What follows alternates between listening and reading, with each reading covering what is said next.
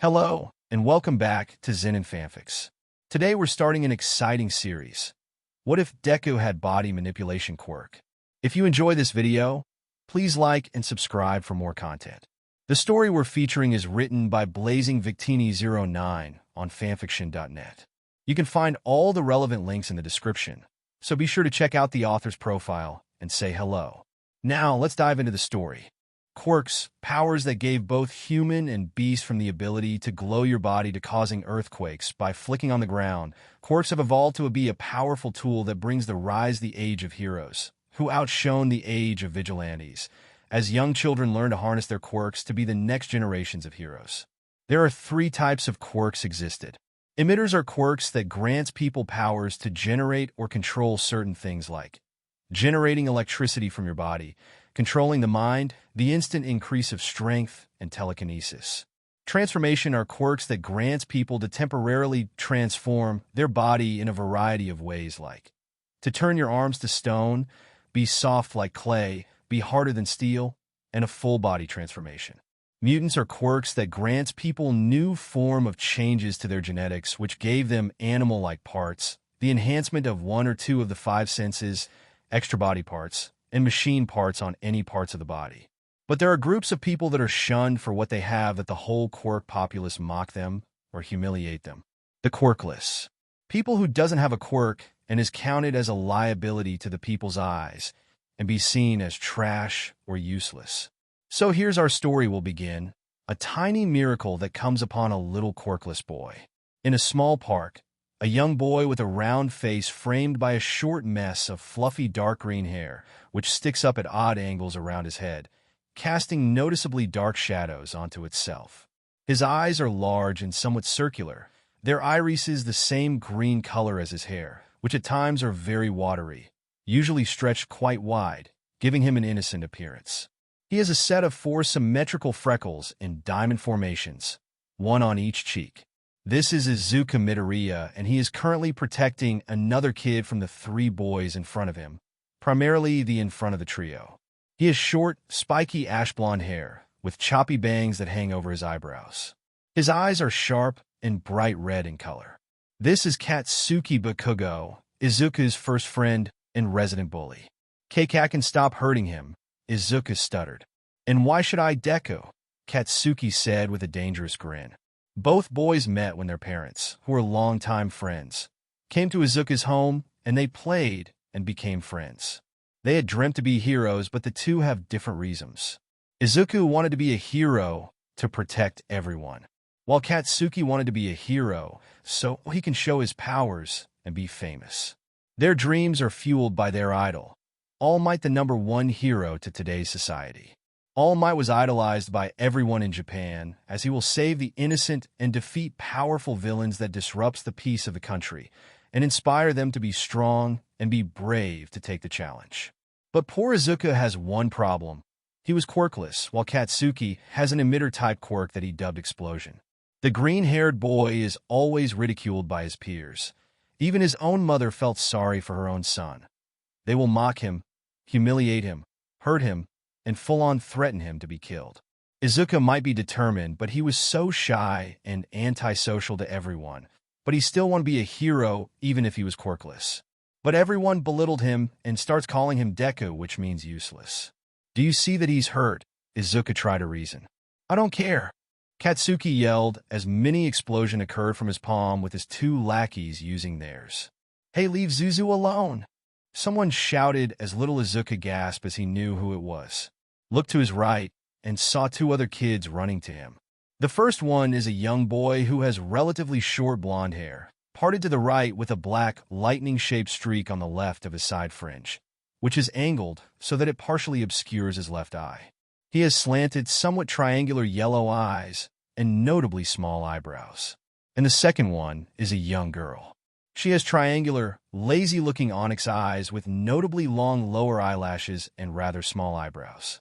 Her hair is short, only around chin length, and is dark purple in color with an asymmetrical fringe and 2 reflections shaped like sound waves on either side of her head. Her most prominent features are the flexible, plug-like earphone jacks hanging from each of her earlobes at the end of 2 thin cords. Denki! Kyoka, Izuku called out happily. Denki Kaminari and Kyokujiro were their names. Izuku has known the two when they were in preschool, but left when their parents decided to move out. But they will visit him once a week. The two of them were always by his side. Even he was marked as quirkless. They share the same view as him. To protect the people even if they haven't asked. Zuko, Denki called out as he and Kyoka stood beside Izuku, and the kid he protected has ran off. Thanks, guys, Izuku said to them as his confidence came back to him. We will always by your side, Kyoka said as she smiled to him. So your loser buddies, you useless piece of sh*t. Katsuki cursed angrily. What's wrong with him? As he blasted them. The Izuku and his friends were too shocked from the fact that the violent blonde really want to hurt them. They didn't have enough time as they were blasted away, and was on the ground groaning in pain. He's insane, Denki groaned as he struggled to stand up. Don't ever try to stand up, you useless Deku, or I'll blast your loser buddies, Katsuki threatened as three of them look at him in horror. Why you wouldn't? Izuku stuttered in horror. So then stand down? Never, Kyoka said as she struggled as well. So be it, Katsuki said as he prepared another explosion. Izuku could only look in fear and horror for himself and his friends. He could only blame himself for dragging them to his. He could look down in shame. Is that what you want, boy? He suddenly heard a voice. What? He thought as he shook in fear. You want to give up? But what can I do? Izuku thought as he could only thought of it as his subconscious. What, he's a smart boy. So you will give up? No, he thought as he clenched his fists. Then what will you do? I'll protect them. Will you let your friends be hurt? No, he thought as he felt his anger grow. Will you let your loved ones be hurt? No, he muttered in a quiet tone. Will you let them die? No, he said a little louder. Die, Katsuki shouted as his explosion is fired at the trio. Izuku, Denki, and Kyoka shouted to their friend. Will you let everyone suffer? No, Izuku roared to the heavens on his knees with all of his anger. What happened next will be implanted to the minds of everyone in the area forever. The very ground Izuku kneeled on caved in by an unknown pressure as the ground rumbled, and the trees were shaking. Everyone in the area ran in fear of this as they thought of it as an earthquake along with Katsuki's lackeys. But Katsuki, Denki, and Kyoka could only stay in their place in fear. Izuku could feel the power inside him grow. It felt natural to him, like he was meant to use it. He then gained a green, glowing outline all over his body, and his eyes glowed with the same color. The earth continued shaking as some rocks came out of the ground with the same glow as Izuku, as he continued to yell. What is going on here? A relatively short man wearing a dark blue bodysuit that includes a wooden belt, wooden knee pads, and wooden shoes. A small rose veil hangs from the left side of his belt. Look, it's Kamui Woods were save. One of the civilians cheered, followed by everyone as more heroes came to the scene. It took an hour as 4 heroes gathered around the park as they were amazed from what they saw. Multiple rocks are up in the air, floating with some of the park's ground floating in the yard with trees on them. So what's happening? A woman asked. She has an athletic build with muscular arms and legs. She has dark skin, red eyes which are tilted slightly inwards, long eyelashes, and straight white hair reaching down past her waist. On her head, she has a pair of long white rabbit ears pointing upwards with a slight crook. Along with these, she also has a round white tail. She wears a sleeveless white leotard with a dark purple trim around her shoulders and waist, a wide, yellow crescent moon design over her chest, and 2 thick metal plates on her midriff. She wears purple thigh-high boots to complement her leotard, with more plating around the heel and toe areas, making her feet look like those of a rabbit. She also has a pair of thick white gloves on her hands with long cuffs, sporting small triangular protrusions around their edges. Someone's quirk is unlocked, Kamui Woods said, which shocked them. Can we get in? Another woman asked. She is a voluptuous young woman who has purple eyes with white pupils, with elegantly long eyelashes. She has long, voluminous, creamy blonde hair reaching her waist, with 2 shorter strands curled to frame her face which are parted slightly to her left. She wears a purple and pale, tan-colored skin-tight bodysuit, which is accented with orange stripes. The suit appears to have a pair of purple gloves with orange accents on the edge of the cuff. The design is similar for her boots, which are cut off at the thigh in a deep V shape.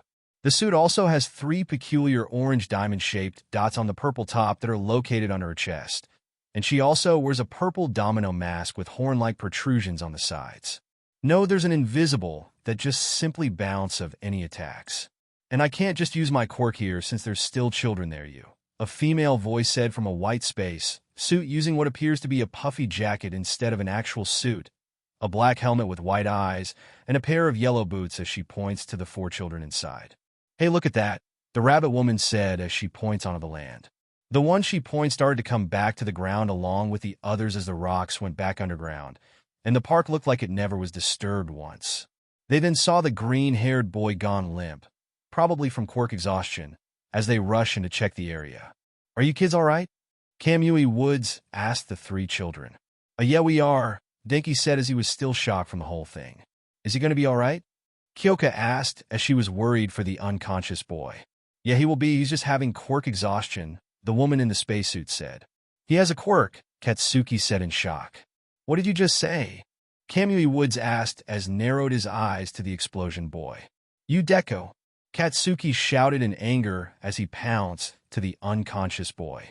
Hey, calm down, you said as she immediately grabbed hold to the angry blonde.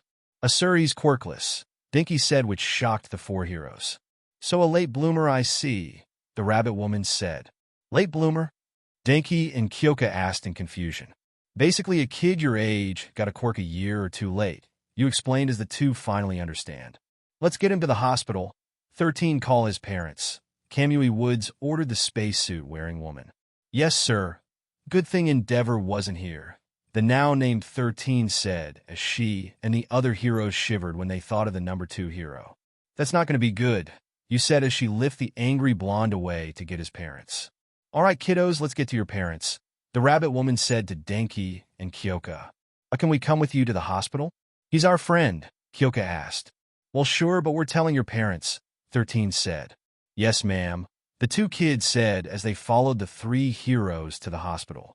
Izuka felt that he was hit by a brick on the head as he groggily opened his eyes. He rubbed eyes as he looked around as shock quickly take over.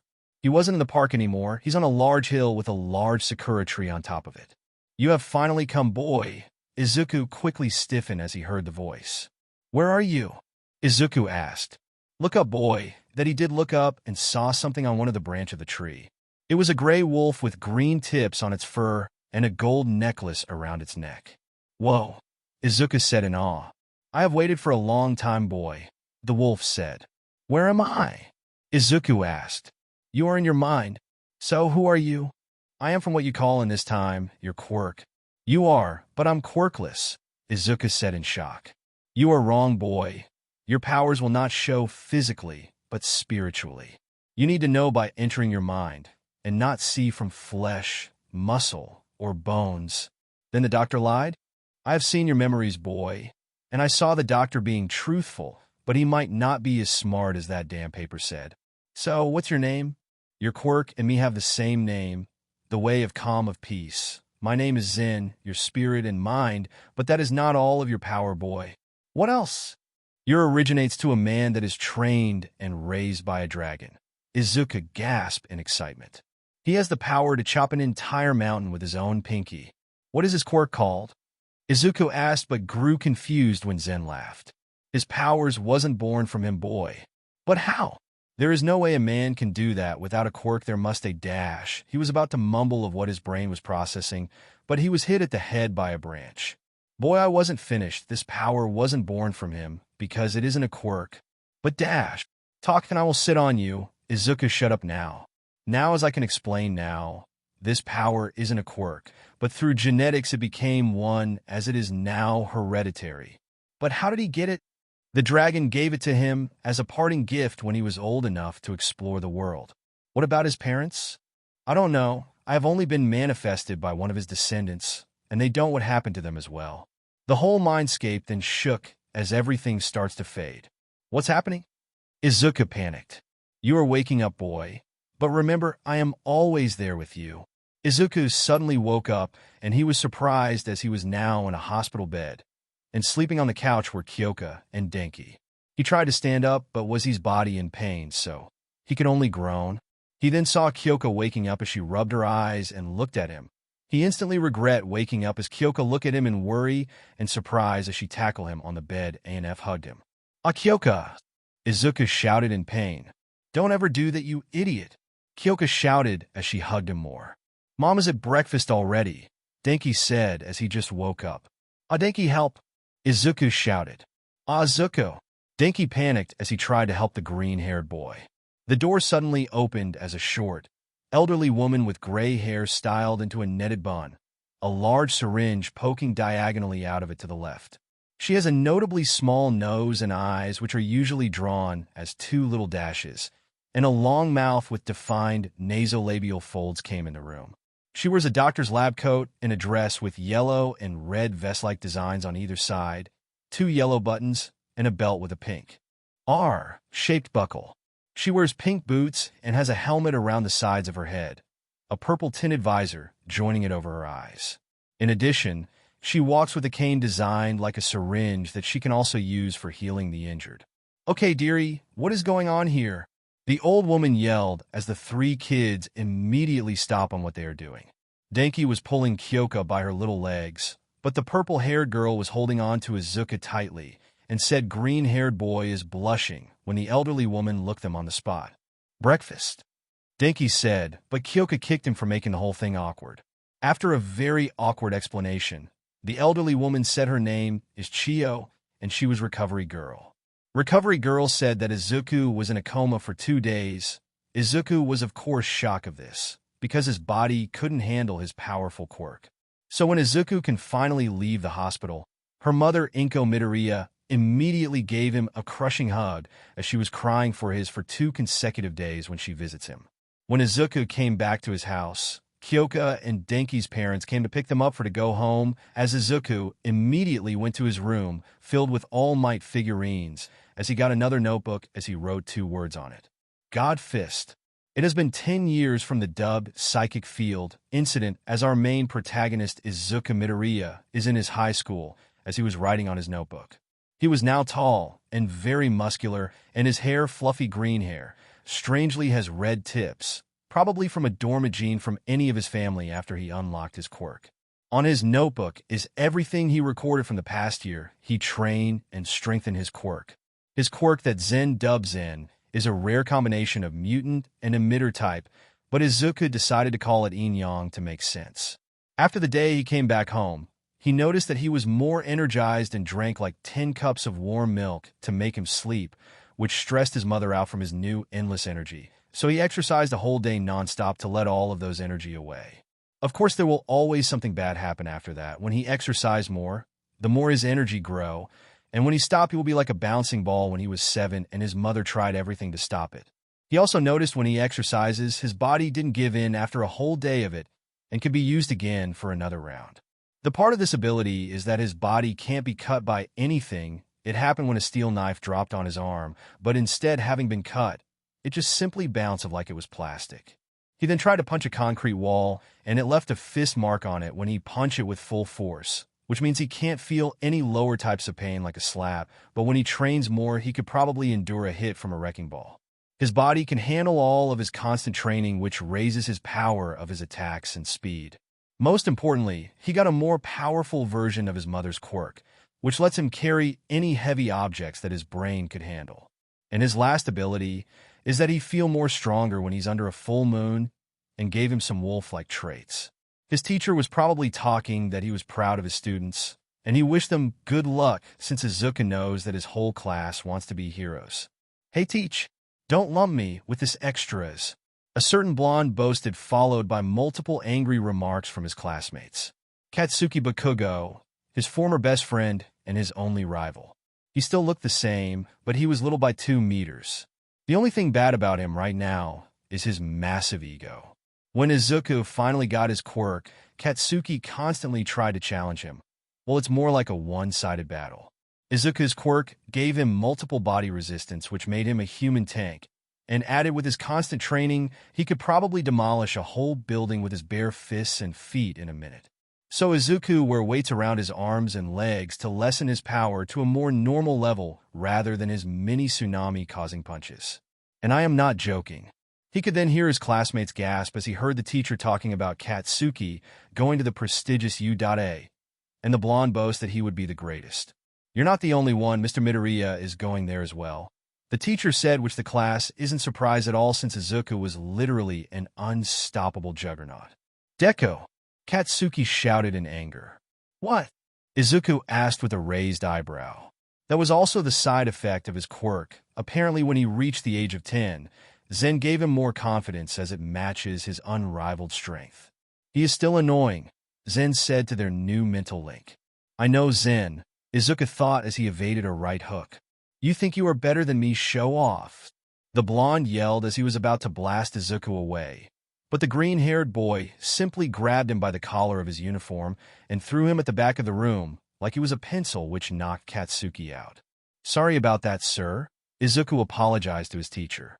It's all right, you did it in self-defense anyway, but this is getting old, he said. It was true. Katsuki tried to outshine Izuku from the day he gained his quirk, but he was too powerful. The bell then rang as everyone packed up and went home. Izuku is now walking to his house by the underpass as he gave a confident smile on his smile. So what do we do now, Zen? Izuku asked. You haven't reached your limits yet, boy. Go train some more, Zen said as he cut off the link so he could sleep. Lazy wolf, Izuku thought in slight anger. They might have a good relationship, but they act like children. He quickly sensed something going to attack at him and jump up to the ceiling and dig in his fingers on the concrete to anchor himself. He then saw his attacker, which is a slime villain. Clueless, he thought as he held his breath. Damn it, where is that brat? The villain yelled as he tried to find to our protagonist. Well, this will count as self-defense, he thought as he let go and landed on the hard ground without a single sound. Lion's palm, Izuku shouted as he did a left palm thrust to the clueless villain. Wadash, the villain was cut off by a powerful force as his body splattered on the wall of the underpass, knocked out. Still got it, Izuku said with a smile as he walked away. Unbeknownst to him, he just lost the biggest chance of his life.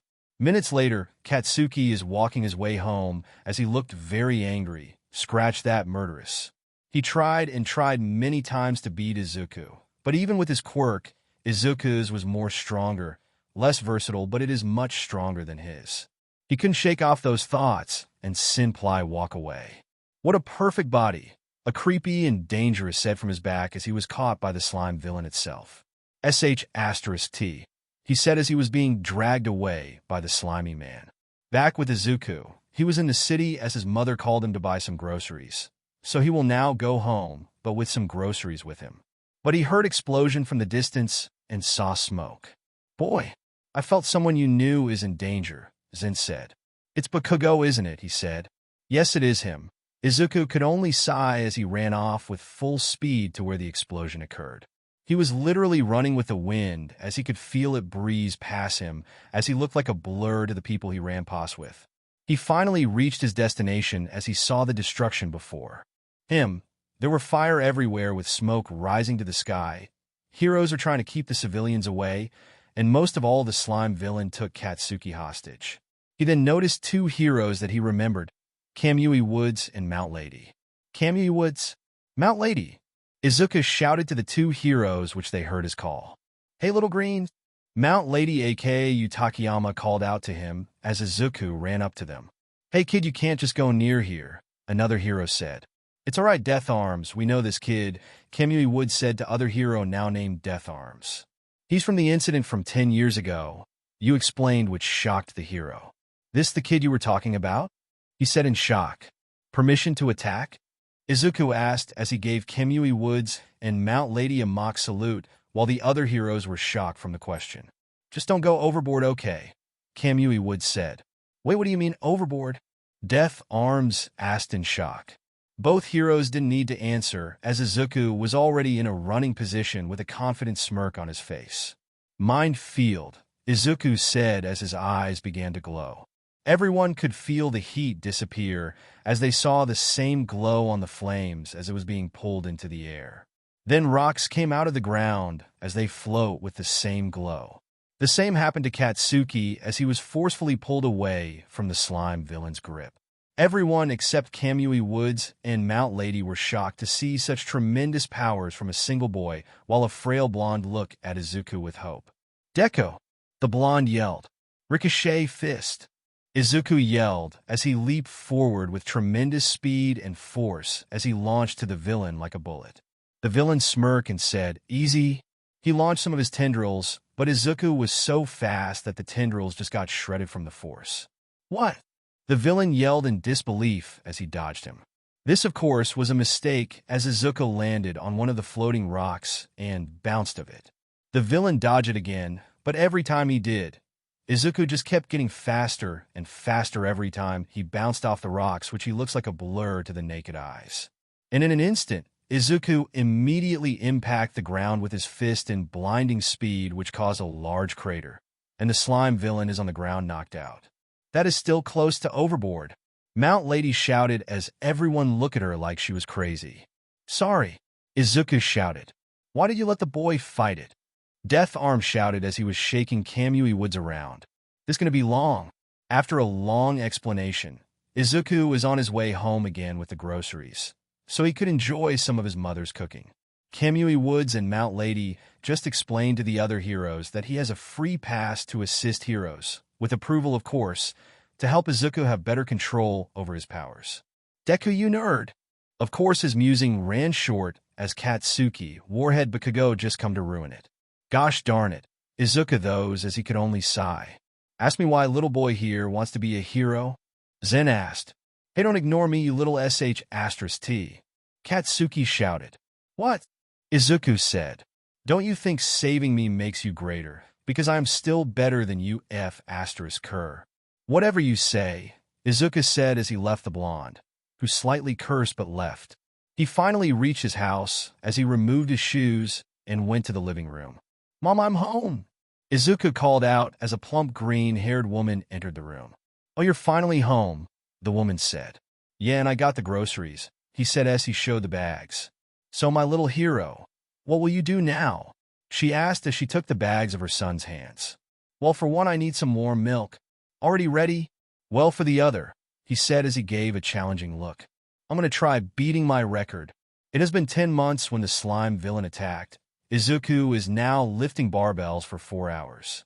For the past 10 months, he exercised over limits to prepare himself for the X for UA jogging, lifting weights, push-ups, sit-ups, stretching, etc. He did each 100 times. 100! During those months, he went to the Dagoba Municipal Beach Park to train there and clean it at the same time. Not even a single scrap of garbage was left on it when he finished because he carried it all to the local junkyard. His strength has grown 10 times more powerful, but with the help of a weight Quirk user, Izuku was wearing 10 tons of weights around his limbs, and he can still walk normally.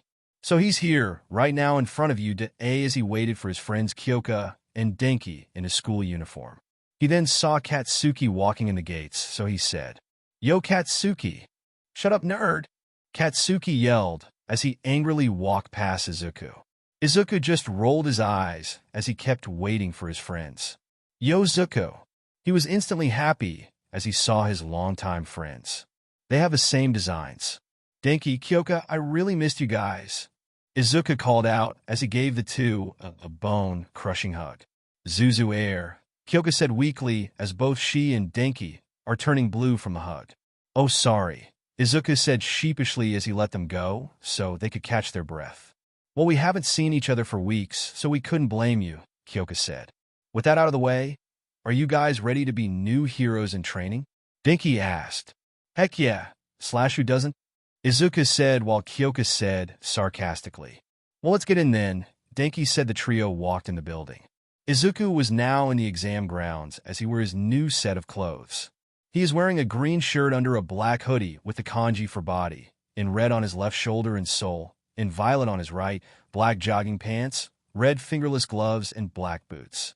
He looked around to see the other examiners and saw a nervous brunette, so he decided to help her calm down, but a glass-wearing teen intervened. "Excuse me," he said. "Yes, mate," Izuku said with a bored look along with a grin. "That girl appears to be concentrating. Are you trying to distract her?" he said sternly.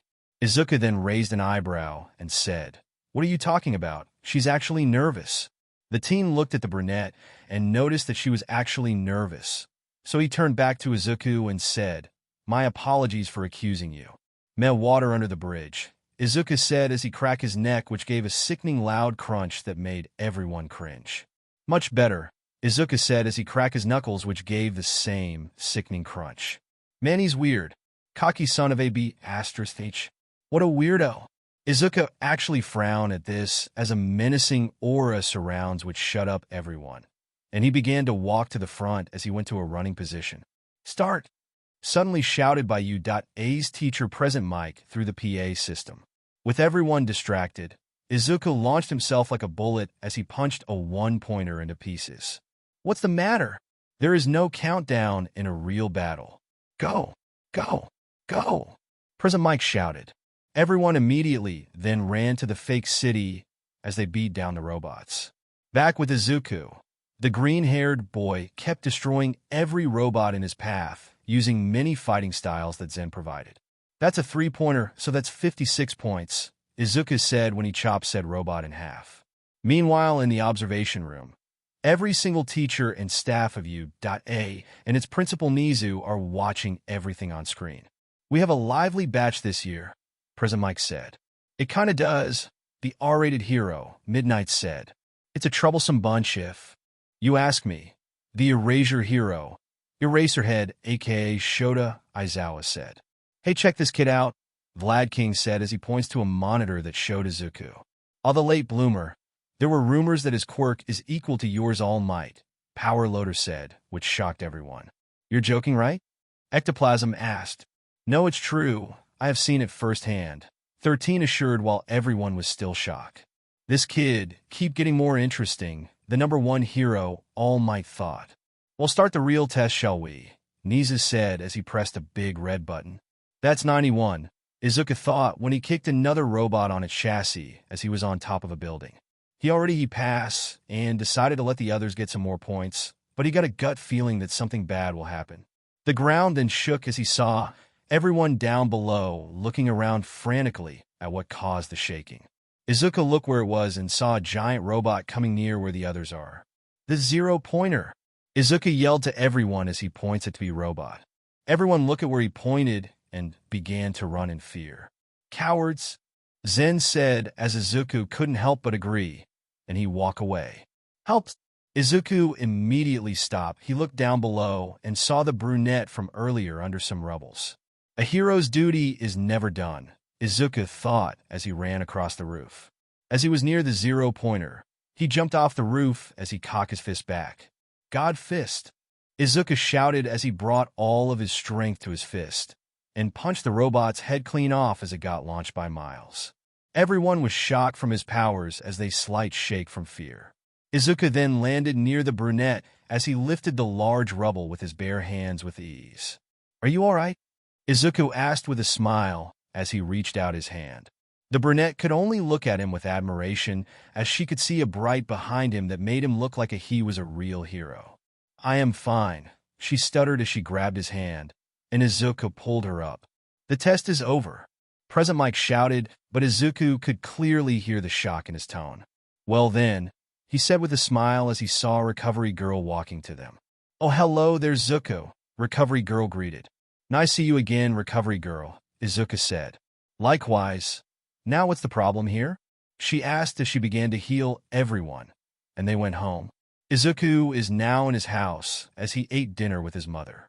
He was confident that he will pass since he got a lot of points, and he felt good saving to be brunette. "I can't wait to be a hero, Mom," Izuku said as he took a bite of his fish. "You might, sweetie, and I know you are excited to see your two friends again," Inko said. "Yeah, I do," he said as he took another bite. They then heard the doorbell ring as Inko went to it to know it is. "I really can't wait to be hero," Izuku thought. "Be patient, boy. You'll get there eventually, and you might see your purple-haired mate," Zen said with a smirk as Izuku blushed at the thought. "Zen, we're just friends. I mean, she is pretty and you're ruining my mind," Izuku mentally yelled as he now resembles a tomato. "Izuku, it's here." His mother suddenly shouted from the door as he saw her running to him, with an envelope on her hand. "Really?"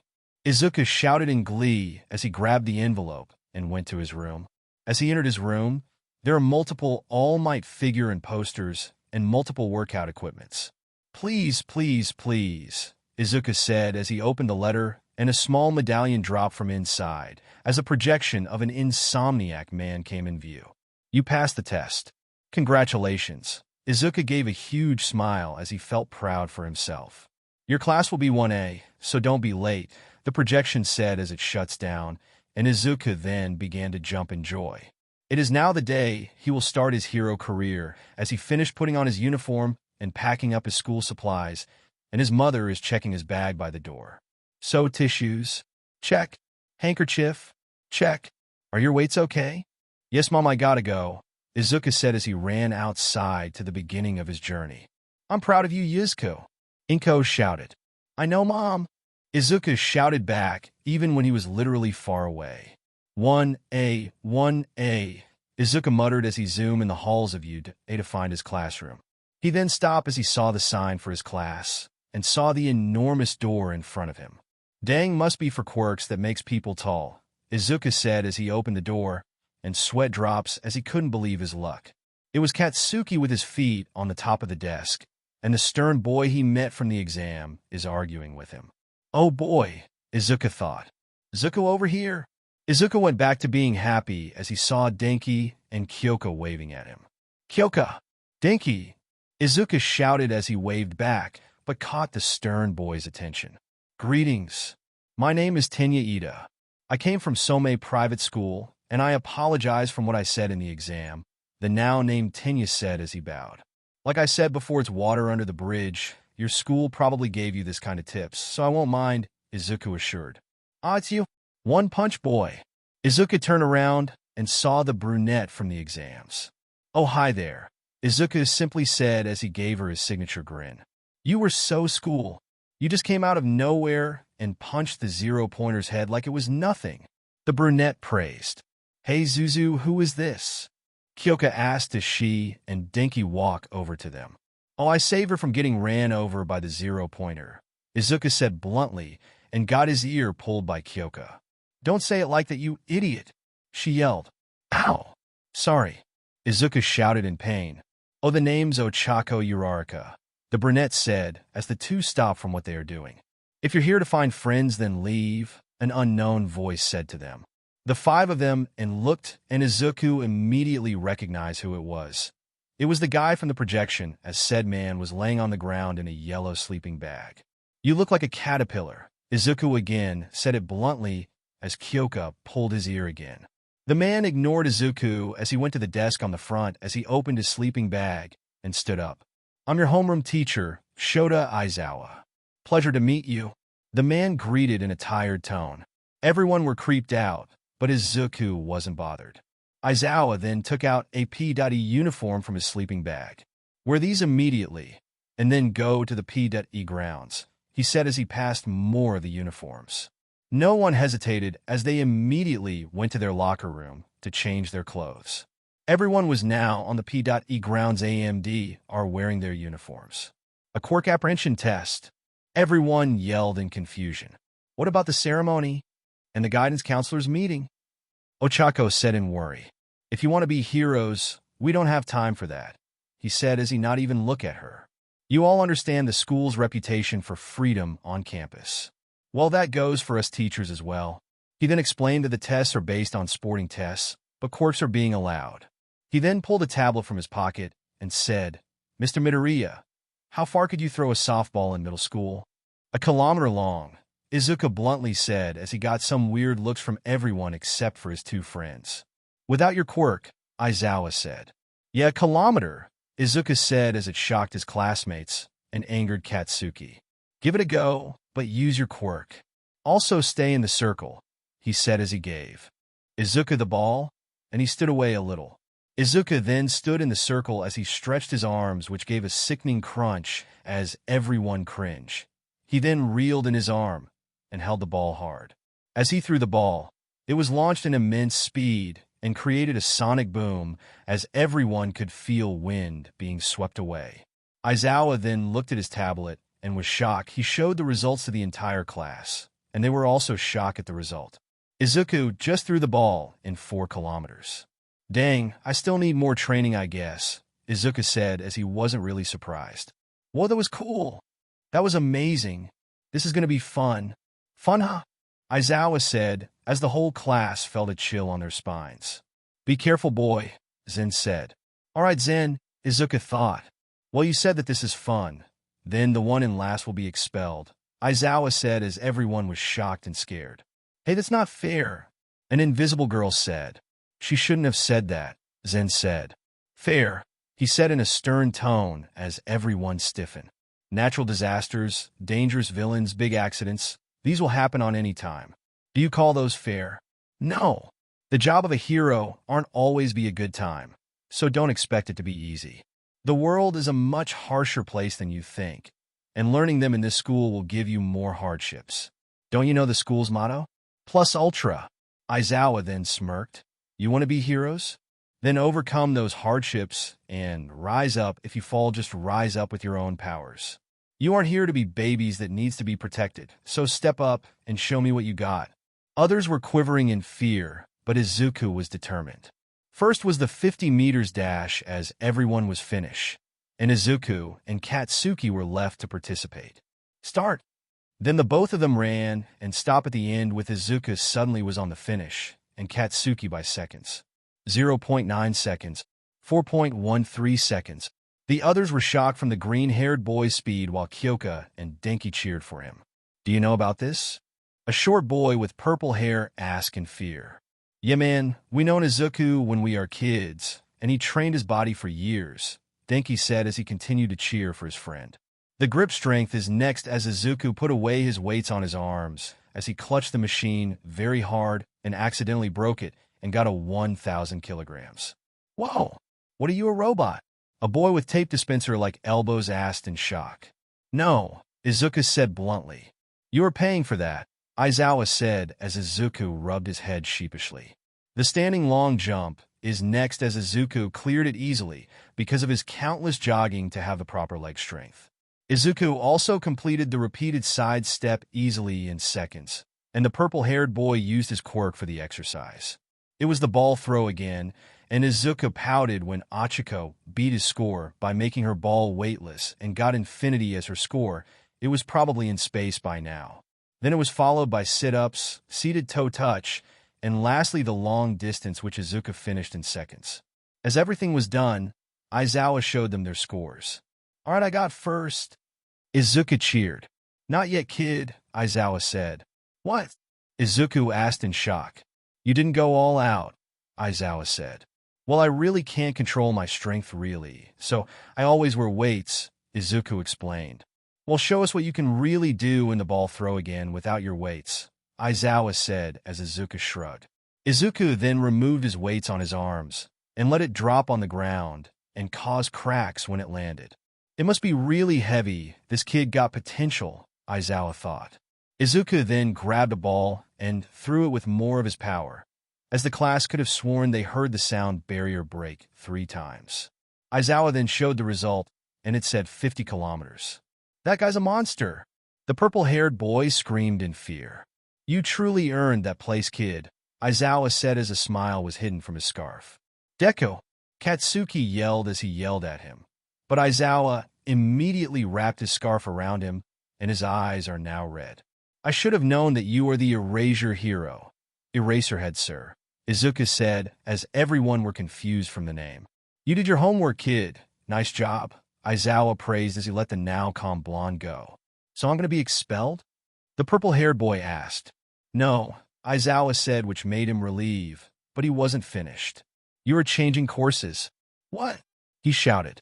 Izuku then tried to make the boy feel better by saying, You see, you clearly didn't give it you all, so he's sending you to another course so you can improve. But what if I can't? He asked as he cried. Izuku kneeled down to the boy's level and said, You can just don't give up. Don't let anyone let you down. So next time give it your all. The boy wiped his tears as he gave him a determined look and said, You're right, I must get stronger. Izuku's classmates look at him in admiration, and Aizawa smirked as he saw true potential. All right, I'm bringing you to the principal and get you a course you can enter, Aizawa said as he walked away. Yes, sir. The boy shouted as he followed him. Kyoka then walked up to Izuku and said, You were great back there, Zuzu. Really? Izuku said as he has a slight blush on his face. You like her? Zen said like a certain useless flying cat. Shut it, Izuku thought, which made Zen laugh. All right, we're going to be heroes. Denki shouted as everyone cheered as well. Izuku saw this and smiled as he felt that this is going to be an interesting year. It was a new day for Class 1 as everyone were sit as they talked with each other and waited for their teacher Aizawa. Izuku along with Kyoka and Denki are searing next to each other to talk. Man, Zuka, that was awesome, Denki said. It was nothing. I just followed my heart to do what's right, Izuku said. Still, you were great, Kyoka said with a smile as she twirled her jacks. Gosh, she's beautiful, Izuku thought with a slight blush. Still a no, Zen said as he smirked. Shut it. So what do you think will happen today? Denki asked. We'll wait and see, Izuku said. Everyone sit down. Mr. Aizawa is coming, Ida called out to everyone as they gone back to their seats. Aizawa then entered the room with a bored look as he went to his desk. All right, everyone, today you will have a new classmate joining us since what happened yesterday, he said. Can I come in now? A female voice called out from outside, which caused Izuku to pale. Oh no, it's her, he thought in horror. Aizawa could only sigh and said, You can now. The door then opened as a tanned girl entered the room with the same uniform as the others. Her hair was green and was styled in a bob cut, and her eyes were a green emerald. Hey there, the name's Marsha Midoriya, the girl said as everyone looked to Izuku. As she's my cousin, Midoriya stuttered as the girl named Marsha looked at him. Izuku, she shouted as she ran up to him. Wait, don't! Izuku yelled as he was tackled by her own cousin. Marsha! Kyoka and Denki called out. Kyoka! Din! Marsha called out in glee as she now sat on Izuku's back. Damn it, why do you still call me that? Denki yelled angrily. Why should I? She said smugly. Marsha, get off! Izuku said as he struggled to get her off, even with his incredible strength. Well, Kaos, I am staying here to learn till I graduate, and you can't stop me. Marsha, enough, Aizawa said as he gave her his infamous glare, which made her nervous. Yes, sir, she said as she stood up. Aizawa could only sigh and said, As you can see, your new classmate is Marsha Midoriya. She is here to learn as well to be hero, and introduce yourselves to each other while you're at it. He then grabbed his sleeping bag and sleep. Yes, sir, the class said as they resumed their class. You already know their names, so skip them. The whole class introduced themselves, and leaving Izuku and Marsha to introduce their own. The name's Izuku Midoriya. My quirk is called Inyang. It gives my body incredible endurance and stamina and telekinesis. I like to train, Katsudon, and my friends, but I hate bullies, Izuku said with his grin. So my name is Marsha Midoriya, and I live in Brazil. I am half Japanese and half Brazilian, with my mom being Japanese. My quirk is called Paradise. It gives me the utmost control over plants, and I can talk and command animals.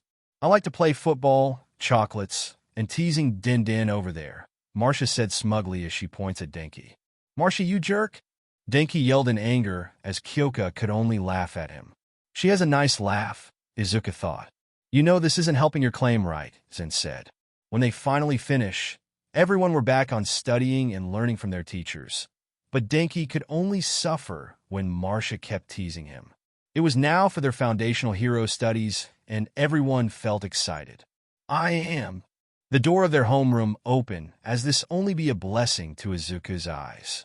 Standing there on a running position is none other than the greatest and powerful hero of all time. The number one hero, All Might. Coming through the door like a normal person, everyone let out cheers and looks of admiration. But Izuku took it a little further. Izuku walked in front and kneeled as he had his notebook on his hands and shouted, Can I have your autograph, please? Everyone could only sweat drop while Kyoka has her eye twitching from annoyance. He looked like he was proposing, but All Might didn't feel weirded out and laugh it off as he signed the notebook. You are an idiot, Zen said, but Izuku just ignored him. Izuku's eyes sparkled from the signed notebook as he gave off an aura of happiness, instead of his malicious one, which made the girls in his class look at him as they adore his cute face. Back off, that's my man, Kyoka thought angrily till she blinked in confusion. Where did that come from? For today's class, we will be having, he said as he flexed and held a card in a heroic way. A battle trial. Battle, Katsuki said sinisterly. Trial? Izuku said with a raised eyebrow, but was excited. And to get you started, he said as he clicked a remote, and multiple shelves instantly opened with cases in them. We have your costumes to your expectations. The class already felt excited. Now gear up and head to Ground B, he said as the class took their cases. And remember, from here on out you're all heroes, he said proudly as everyone smiled. Everyone went to the lockers and changed to their costumes as they were excited to begin. Everyone were now in Ground B in their hero costumes, except for the Midoriyas. Everyone except Izuku are in their same costumes. Man, Zuka must be taking his time, Denki said. Are you worried? Momo asked. Now I'm worried to how much the property damage will be, he said, which scared some of his classmates. Especially when he can carry things that is twice his size, Kyoka said. Sorry we're late. They then heard Izuku's voice calling out to them. Don't forget about me. They also heard Marcia. They then saw them walking to them in their hero costumes. Izuku is wearing a green GI with the sleeves ripped off, bandages on his arms, and a red bandana on his head. And Marcia is wearing a green carnival-style costume along with bracelets on her arms and high heels. Well, you guys look cool, Kirishima said. Thanks, but this isn't the final product yet, Izuku said as he got some questioning looks. Well, my quirk keeps making my body stronger to the maximum, and I need stronger materials. Literally, Zuku, I still remembered that you carried all of those garbage into Goba in a single month, Denki said, which got some shock looks. Wait, you were the rumored green juggernaut that is said to have the strength equivalent to All Might. Siro shouted. Well, damn, I just feel sorry for any villains he come across, Sato said. Elsewhere, a teen with a hand on his face suddenly sneezed and didn't know why. Yep, that's me, and I'm still getting stronger, Izuku said as he gave them a thumbs up like a certain youthful duo. Quit showing off, Zuzu, Kyoka said as she gently punched him on his shoulder. I'm liking everyone's styles. All Might then arrived as everyone quickly asked some question to him, which made the muscular blonde recoil from the onslaught of questions. Hey, one at a time, he yelled as everyone stopped. He then coughed on his hand and get some papers in his hand. Notes? Izuku thought in confusion while Zen understood quite a bit. All Might then explained that they will have to secure or protect a fake bomb, with one team protecting the bomb and the other to secure it, but there was a time limit. He then said that the teams are chosen by lottery. Is that how we'll do it? Tenya asked in shock. Well, put it like this, Ida, Izuku said. Suddenly an attack or an accident happened, and heroes are needed there immediately, and they need to use what they have to stop it. I understand now. Thank you, Midoriya, Tenya said as he bowed. Anytime, Izuku said as he put his hands on the back of his head. Also, I apologize, All Might, Tenya said as he also bowed to All Might. With a thumbs up, All Might said, well, let's start. Everyone then got the name of their teammates from the box with Izuku going last. Cool. I got Kyoka, Izuku said till he get bonked on the head. Cool yourself, Zuzu, the voice of Kyoka said as Izuku looked behind him and saw her. Sorry, Izuku said sheepishly. All right, first up is Team A being heroes and Team D being villains. All Might said as Izuku and Kyoka saw they were Team A, and they were competing Katsuki and Tenya, who were Team D. Katsuki could grin maliciously at the chance to beat Izuku, but the green juggernaut didn't really care and focused more on the objective. Izuku and Kyoka were now waiting outside the building that they will enter to plan ahead. So how do we do this, Zuzu? Kyoka asked as she twirled her jacks. Well, we can't let you use your jacks when little boy can make you deaf, Izuku said as he referred to the grouchy blonde Katsuki. Kyoka chuckled from their resident bully's nickname and said, well, how do we do this then? Remember Operation GSI? Izuku said with a devious smile as Kyoka did her own, as she knows where this is going. Meanwhile, Tenya tried to reason Katsuki to not go alone, but the blonde can't be reasoned at all, as Katsuki already left to find our green-haired protagonist. "May Midoriya give you mercy after you are taken down," Tenya said in worry as he prepared the bomb himself. Meanwhile, the other students and All Might are in the surveillance room as they watch the two teams on screens. "Zuko already win this," Denki said. "You can't really be sure," Momo said. "Then you don't know him at all." "Really, I think he will just go through a wall and end this," Mina said. "Zuko's intelligence is equal to his strength. He always got a plan in mind, and I think they are using Operation GSI. Denki said. "What's that?" Kirishima asked. "Gecko-style infiltration, and yes, it is funny," Denki said as everyone could only chuckle. They then saw the two teams are already starting. Back with Izuku and Kyoka, the two were in front of the building that they are about to enter. "Kyoka, hold on," Izuku said as Kyoka jumped and is back. Izuku then walked onto the wall as he pierced it with his fingers and did it again to climb up. "I hope they don't notice us immediately," Kyoka said in worry as they are near the 3rd floor. "If I was little boy, he could already unto us," Izuku said. "What did you call me, F***er? "Oh, here he is," Izuku said as he pulled himself up with his strength to go higher and to avoid the explosion that was about to hit them. "Get back here, Deku." They then saw Katsuki poking out his head out of the window as he cursed and fired explosions at them. "Kyoka, I'm dropping you off at the top.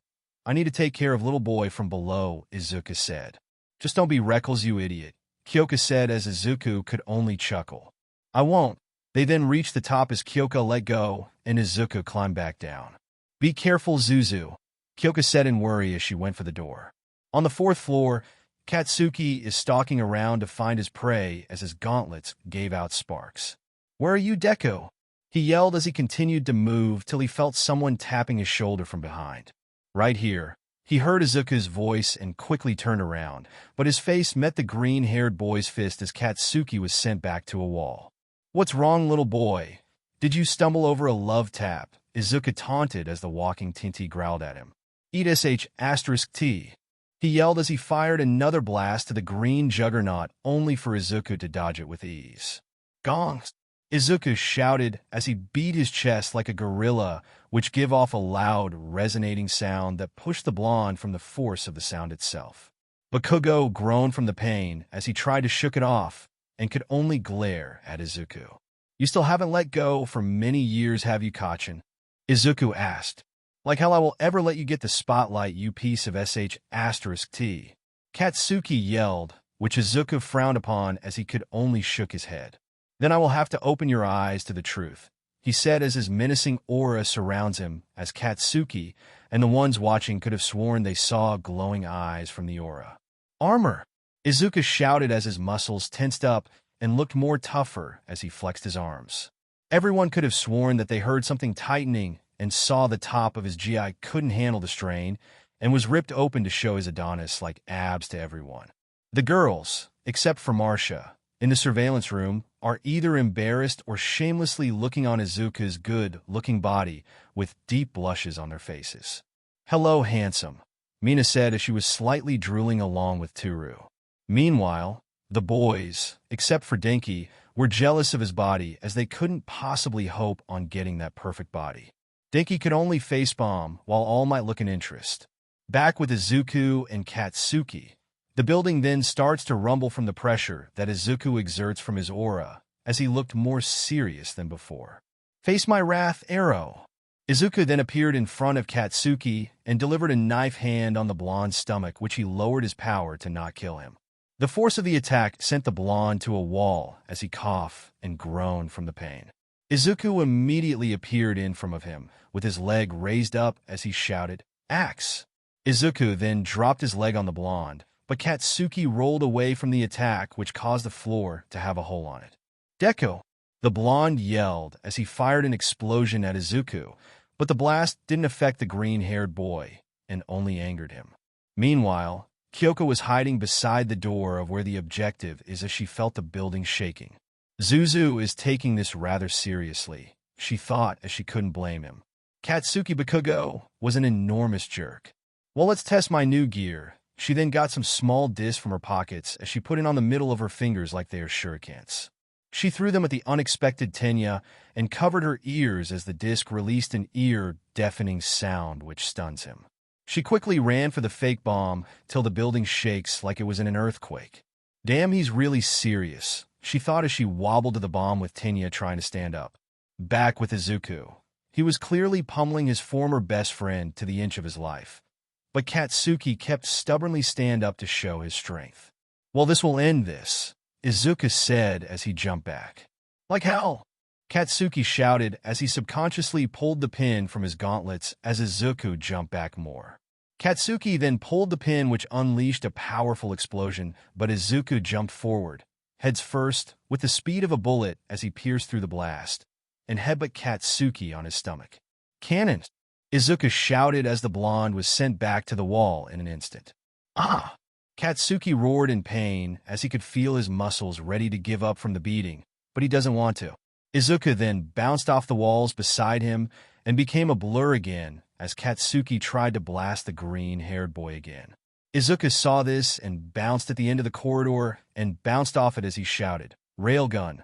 He then zoomed through the corridor with his fist aimed at the blonde as he pierced through the blast again and hit Katsuki on the chest. The blonde struggled to stand as he was now on the ground face first as he could only growl in pain and rage. And that is it, Izuku said as he began to walk away, but Katsuki weakly grabbed his opponent's leg. Not yet, he said in pain as he clutched Izuku's leg tightly. Izuku could only shook his head and continued to walk away with his former best friend being dragged along. The objective has been captured. Hero team wins. All Might announced as everyone calmed down and Izuku smiled for his teammate. But Katsuki was still on the floor in shock and anger as he could only lay there in defeat. This conquest of yours is foolish, Izuku said as he left the fuming blonde alone. Then Izuku, Kyoka, and Tenya, who's carrying Katsuki over his shoulder, entered the surveillance room as Denki and Marcia ran up to their friend/cousin as they congratulated the two along with the rest of the class. I knew you would win it, Denki said as he placed his arm around Izuku's neck. You were manly, Kirishima shouted with a grin. Your body is amazing, Mina said with slight lust as her hands are reaching out for Izuku's bare, ripped body creepily. But Momo slapped her hands away, but she was also blushing. She means your performance, Momo said to avoid any awkwardness with the class. Well, Izuku did most of the heavy work, Kyoka said as she playfully punched Izuku on his shoulder. Well, you did capture the weapon, he said as he nudged her. Kyoka could only roll her eyes and chuckle. Ochako went near Denki and whispered to his ear, Are they a thing? Denki shrugged and said, I think so, but I don't think they even noticed yet. Ochako could only blink and shrug from the answer as she watched the two compliment each other. All Might then asked who was MVP, and everyone said it Izuku for being strong, but All Might said no and said that they are missing something. Momo then intervened that Izuku kept a cool head during the battle and knows to hold back his power, and helped his partner in the mission as she also said that Tenya was also MVP for being cool-headed as well. And tried to plan, but during Katsuki's rebellion, he did it all alone. All Might congratulated for her observation, but was mentally shocked as Momo said it better. Everyone then went back to their lockers to change and went back to class. Class has ended as Izuku began to walk home with some groceries in hand, and with his weights are switched with U.A's gravity weights that can change the total weight with a turn of a knob. He could whistle as he passed the streets till someone bumped to him. He looked who it was, and it was a little girl with white hair, red eyes, and a single horn in a raggy dress looking at him wide-eyed. Izuku could only look in curiosity and asked, Are you okay? The girl could only tremble till a man came out of an alleyway, which gave Izuku bad vibes. Very bad vibes. Izuku was now standing face-to-face with the man in front of him as the little girl hides behind the young juggernaut in fear. Thank you, you fine little Aerie. So can I take her to get her home? The man asked, but Izuku didn't believe it one bit, as the girl Aerie was trembling behind him and noticed the scars on her body, which made him angry. How about no? He said till he instantly appeared in front of the man, who was shocked from the young boy's speed, and said, Axe. Izuku then delivered a powerful axe kick that brought the man down in one hit, and a small crater is created when the attack reached the ground. Izuku then looked at the downed man, and went to Eri as he embraced her protectively. "Don't worry. Bad man will never touch you again," Izuku said as he felt the little girl starts to cry on his shoulder. "Let's take you home," Izuku said as he placed the groceries on his mouth and gave Eri a piggyback ride and ran off to his house. Izuku finally got home as he opened up the door and dropped off the groceries on the floor and saw his mother setting the table. "Mom!" Izuku called out. "Oh, Izuku, who is that girl?" Inko asked in shock as she saw the little girl on his son's back. "She's just being chased by a man that gives my guts a bad feeling," Izuku said as Inko could only nod. Her son's gut feeling were never wrong, as she first witnessed it when Izuku dragged her away to their favorite restaurant and the place suddenly get robbed, and the second time when an anvil, who even have those in this timeline, suddenly fall right under her, but her son immediately pulled her away. "Why didn't you take her to the hospital?" she asked till she noticed the little girl flinched.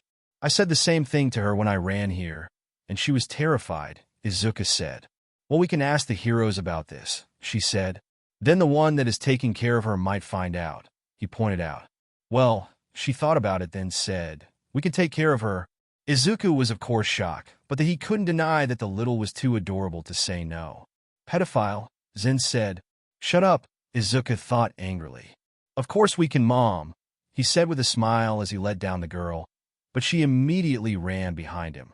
"Don't worry, she won't hurt you. She's my mom," Izuku assured as Eri slightly peeked to see the older woman waving at her. "Hello," she said quietly, but still can be heard as both mother and son clutched their chests like they had a heart attack. "Cute," both of them thought as they let the girl get used to their house, let her join their dinner, and let her sleep on the floor in Izuku's room in a futon. Izuku could only smile at the little girl's sleeping form as he let himself be affected by the Sandman's sand of slumber. Izuku was on his way to school till he noticed a mob of reporters blocking the entrance. He kinda hated the news as they wouldn't leave him alone when he did some of his extreme exercise around his hometown, and he decided to jump over them. "Zuzu!" He then heard Kyoka's voice and saw his classmates being swarmed by the reporters. Izuku could only sigh as jump back outside and shouted to the reporters, "Hey, over here!" The reporters heard him, and one of them shouted, "Hey, it's that boy!"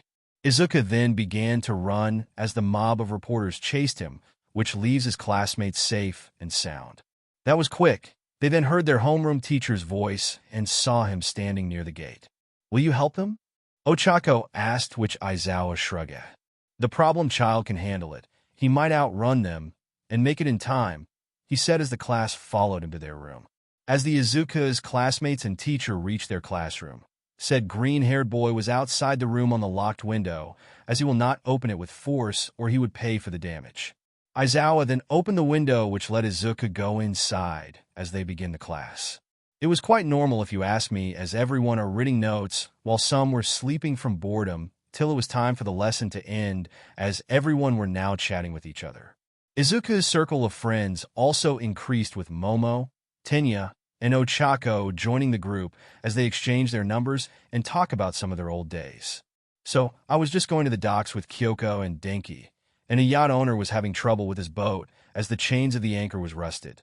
So I helped by breaking it with my hands," Izuku said as his new friends clapped in amazement. "The tales I heard of your power are quite fascinating, Midoriya, and I truly believed them when I laid eyes on you," Ida said with Momo and Ochako nodding in agreement. "But Zuzu is really kind and noble, so you can be friends with to guide you," Kyoka said as she chuckled when the said boy is blushing in embarrassment. "Don't praise him, he might faint on the spot," Marcia teased as Izuku could only glare to his cousin. "Shut it, Marcia," Izuku said angrily as he crossed his arms, which made his friends laugh at him. "Oh, I also heard from Aninko that I have another cousin," Marcia said as Kyoka and Denki got interested. "Really, Zuzu?" Kyoka asked. "Yeah, I saved her after I knocked out a guy with a beak-shaped mask and decided to adopt her," he explained. "A little girl, how does she look?" Ochako asked as Izuku showed them a picture of a sleeping Eri on his phone that he took last night. Least to say, the three girls squealed at how cute she was, which caught the others' attention and saw the picture of Eri, and the rest of the girls also squealed. "She's adorable," Toru said as she gushed at the photo. "You're so manly, Midobro." Ejiro shouted with manly tears till Aizawa gave them a serious look. All right, now, grades aside, there is another you lot need to do, he said as the whole class tense up. So he continued, you need to choose a class president and a vice president. So normal, everyone exclaimed. Everyone then began to try to persuade each other to take the spot with Tenya, trying to calm down the whole class to choose the right path for selection.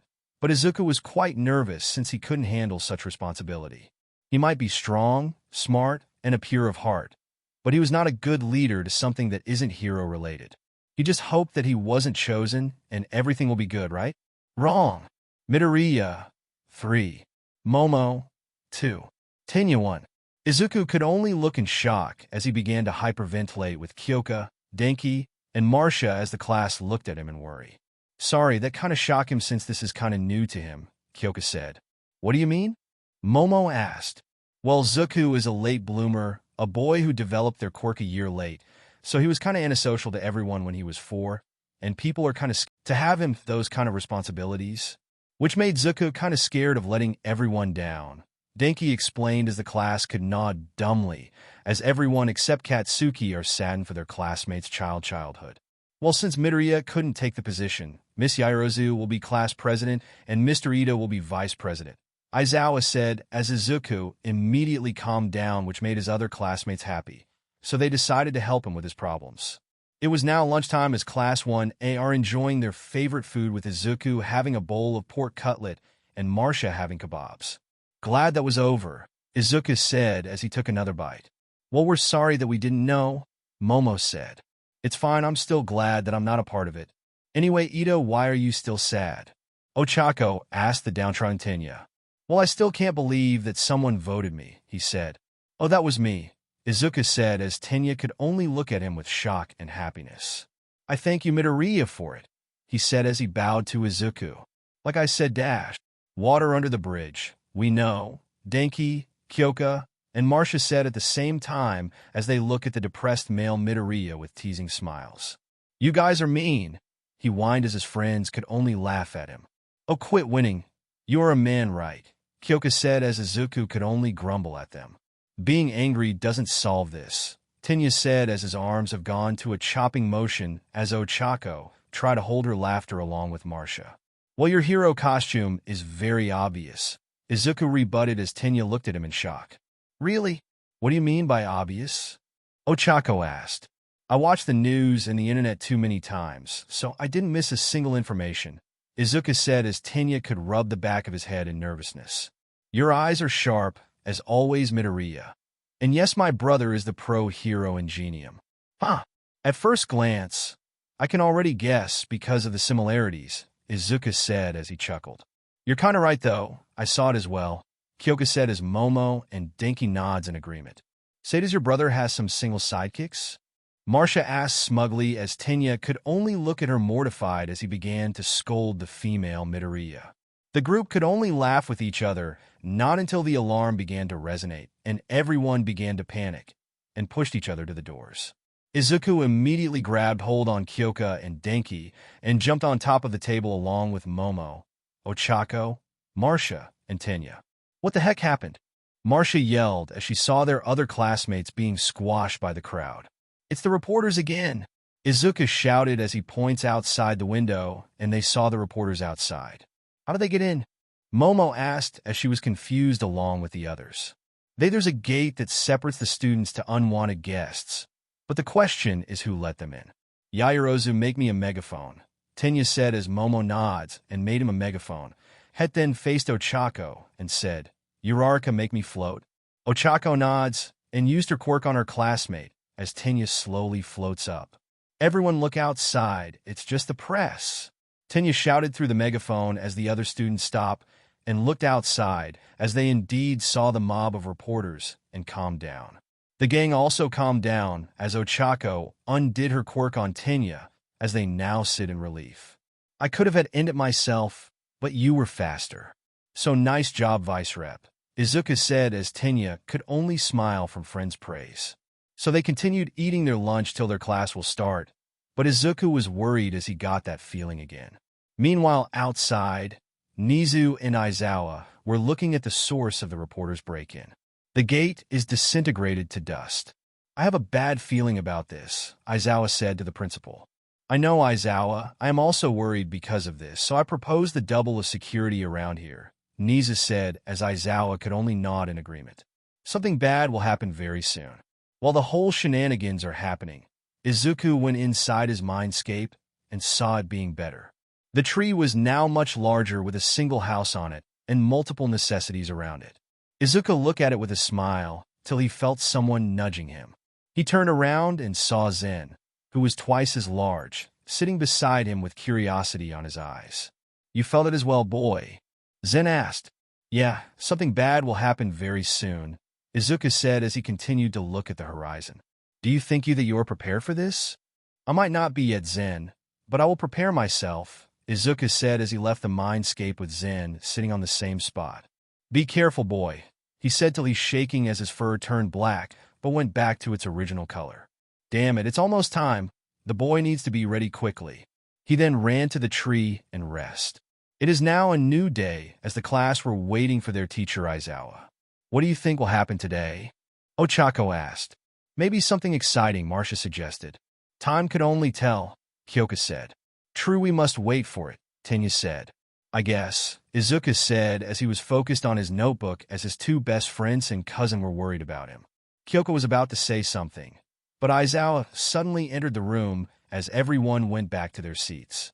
All right, everyone, we have something special today, and we need you all to be prepared, Aizawa said.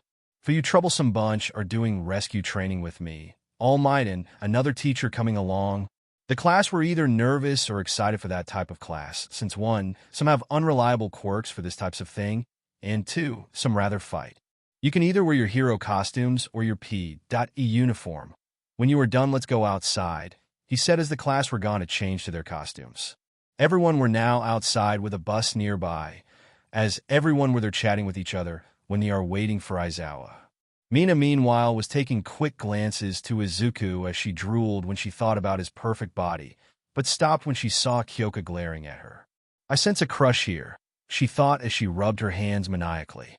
Hey, Kyoka, did you feel something strange? Izuku asked as he felt a strange feeling in his spine.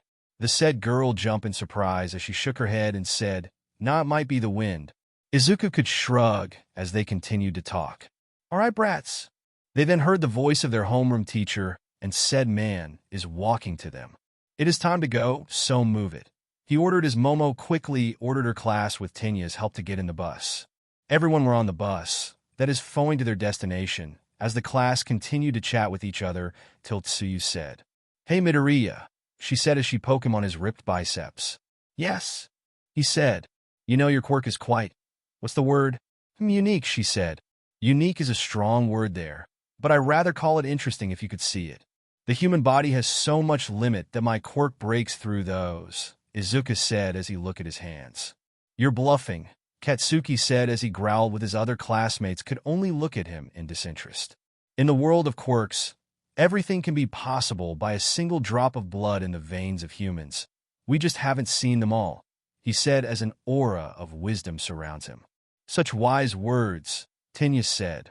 If you ask me, I think it's a side effect of my quirk, he said as he points to his head jokingly, which got some chuckles from his classmates. So if I say, need to train harder, is the solution? Ejiro asked. Yes, that is the answer, but I know people with some quirks still has limits, so be careful if you did train. Remember, we are heroes. We are the protectors of humanity, and we need to sacrifice for the people and not for the fame, Izuku explained as the class were amazed by his words. While in the front of the bus, Aizawa could only agree with the young boy's words as he smiled under his scarf. All right, we are here, Aizawa said as the bus parked in front of a large dome building. One by one, the class got out of the bus to continue their chatting till Izuku, Kyoka, Denki, and Katsuki saw a familiar hero. 13. The trio called out to the space hero as they waved to her, while Ochako looked at 13 in admiration. Hey there, you three, 13 said as she waved at them as she walked over to them. We missed you, Kyoka said as she ran up to her and hugged her. It's been 9 years I've seen you kids, and you were this small, 13 said as she put her hand below her waist to indicate the previous height of the three teens. Well, we are now big and strong, right? Izuku said as he and Denki walk up to her. You're right, Zuku, Denki said. Guys, how did you know 13? Ochako asked in shock. We met after the incident, and she helped me train for a year, Izuku explained as Ochako could look at him in admiration. 13 then began to explain on what they are doing for this exercise. 13, where's All Might? Aizawa asked. He has something to do, she said as she held up some fingers, and then they went inside the building. Meanwhile, in the Midoriya residence, Eri is watching the television with her new mother Inko as she felt something bad. Mom, I think Big Brother is in trouble, Eri said as Inko have gone worried. Don't worry, sweetie. All Might is with them, and he will protect them okay, Inko assured as Eri nods and looked back to the television. Back in USJ, the class were amazed from the interior of said building as they are looking at near the entrance. This place is amazing, Izuku said as he felt this place is like his mindscape. It is quite fascinating to see, Momo said as the class could agree. All right, you brats, we will dash. Aizawa stopped mid-sentence as he felt something ominous as he looked at the plaza of THR building. Izuku also felt it as his gut told him to be ready for it. Something is coming, Izuku said as everyone felt tense. A multiple black portal then appeared in the middle of the plaza as people came out of it, but the noticeable ones were a guy with hands over his body, a guy covered with mist, and a large black creature with a beak. Hey, is this the part of the exercise? Ejiro asked. No, they are villains, Aizawa said as everyone tense up. I should have trusted my gut and stayed home, Izuku said OT in a whisper as he should never doubt his gut. How All Might isn't here, the hand guy said as he looked for the number one hero as the mist man was also looking around in confusion. Everyone be wary of the big guy, Izuku warned as the class were a bit skeptical, but Kyoka, Denki, and Marcia trust him. Well, if he isn't here, let's get here by killing this kids, the hand guy said as everyone were getting worried. 13, keep the kids safe. I'll handle them, Aizawa ordered as put on his visor. Will you be okay? Ochako asked. A hero ain't a one-trick pony, Aizawa said as he jumped to the fray. All right, kids, let's get out of here. Kaminari, contact the school. 13 ordered as the class began to evacuate, but the mist man immediately appeared in front of them to block off the entrance. Greetings. We are the League of Villains. My name is Kurojiri. Forgive our audacity, but today, we've come here to you, at a high school to kill the number one hero, All Might. The mist man now named Kurojiri said, as some of the class were terrified. Damn, Izuku thought, but a sudden pain came from his back but kept his position. This was the first time he felt pain from his own body, since Zen is always fixing his body. Kurojiri was curious about the missing hero's location, but 13 wouldn't tell anything. Well, let's remove the new opportunity of the future, he said in hidden malice as the whole class were getting creeped out. Like hell! The sudden yell of Katsuki caused the villain to stumble from the sudden outburst as he saw the blonde along with Ejiro running at him. Stop, you idiots! Izuku shouted as he tried to move, but his body is in a strange pain. Suddenly, black portals appeared below on some of the class as they fell through it. Midoriya! Uraraka! Tenya shouted as he was part of the class that didn't get sucked in. He just hoped that they are okay. Izuku then saw light as he saw that he was on the flood zone and he crashed in the water. Izuku quickly used his telekinesis to make the rocks below the water as platforms and ran on it to get on the boat near him. He then saw Tsuyu and his cousin getting to the boat as well, but swarm of villains are chasing them. He could see that the two girls can handle this, since he knows the frog girl can handle it. And Marcia, he could only shiver as he remembered on what she can do. He saw Tsuyu getting in the boat with a large leap, and Marcia used to plant life underwater to get her up. Izuku decided to check them if they are okay as he dropped of his platform until onto the boat. Hey guys, are you okay? He asked. We're fine, Midoriya, but we are surrounded, Tsuyu said as the three of them looked to the water, and indeed they were surrounded by villains. Who says that? Izuku asked with a menacing smile, which Tsuyu flinched at as he walked to the side of the ship and spinning his arm around. Hey, what is that kid doing?